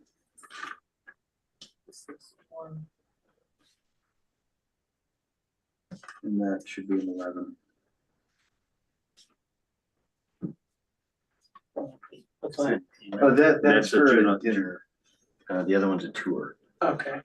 So two different times. Two I think separate. no, that's the same thing, June 11th. I think there might be a typo in the text of that email, but the invitation that we have. Just making sure. I missed the last one. I want to make sure that I get to be there. Yeah. Oh, it's this June is 11th, which 11. is Why Yeah. we're gonna bump. the Oh, regular oh, meeting. Not one. whoops. I thought it was two separate things, because I said two separate dates. All right. Nothing on June Yeah, 1st, see, thank you. Okay. but dinner and a tour. Sorry, actually, All on she June- did send a June 11th. follow-up to correct that, and I didn't print that part. All right. Okay. Well, thanks for bringing that up, because I was like, oh, okay. Don't show up for dinner on. It would help if I actually read this. I would have realized that they were two different things. I was just like, oh, dinner, that's nice. That's nice. So. See you all in a month. And then. Your Make motion a to adjourn? motion to adjourn. I'd entertain one. Second that. Adjourn. Thank you, Good work, everybody. everybody.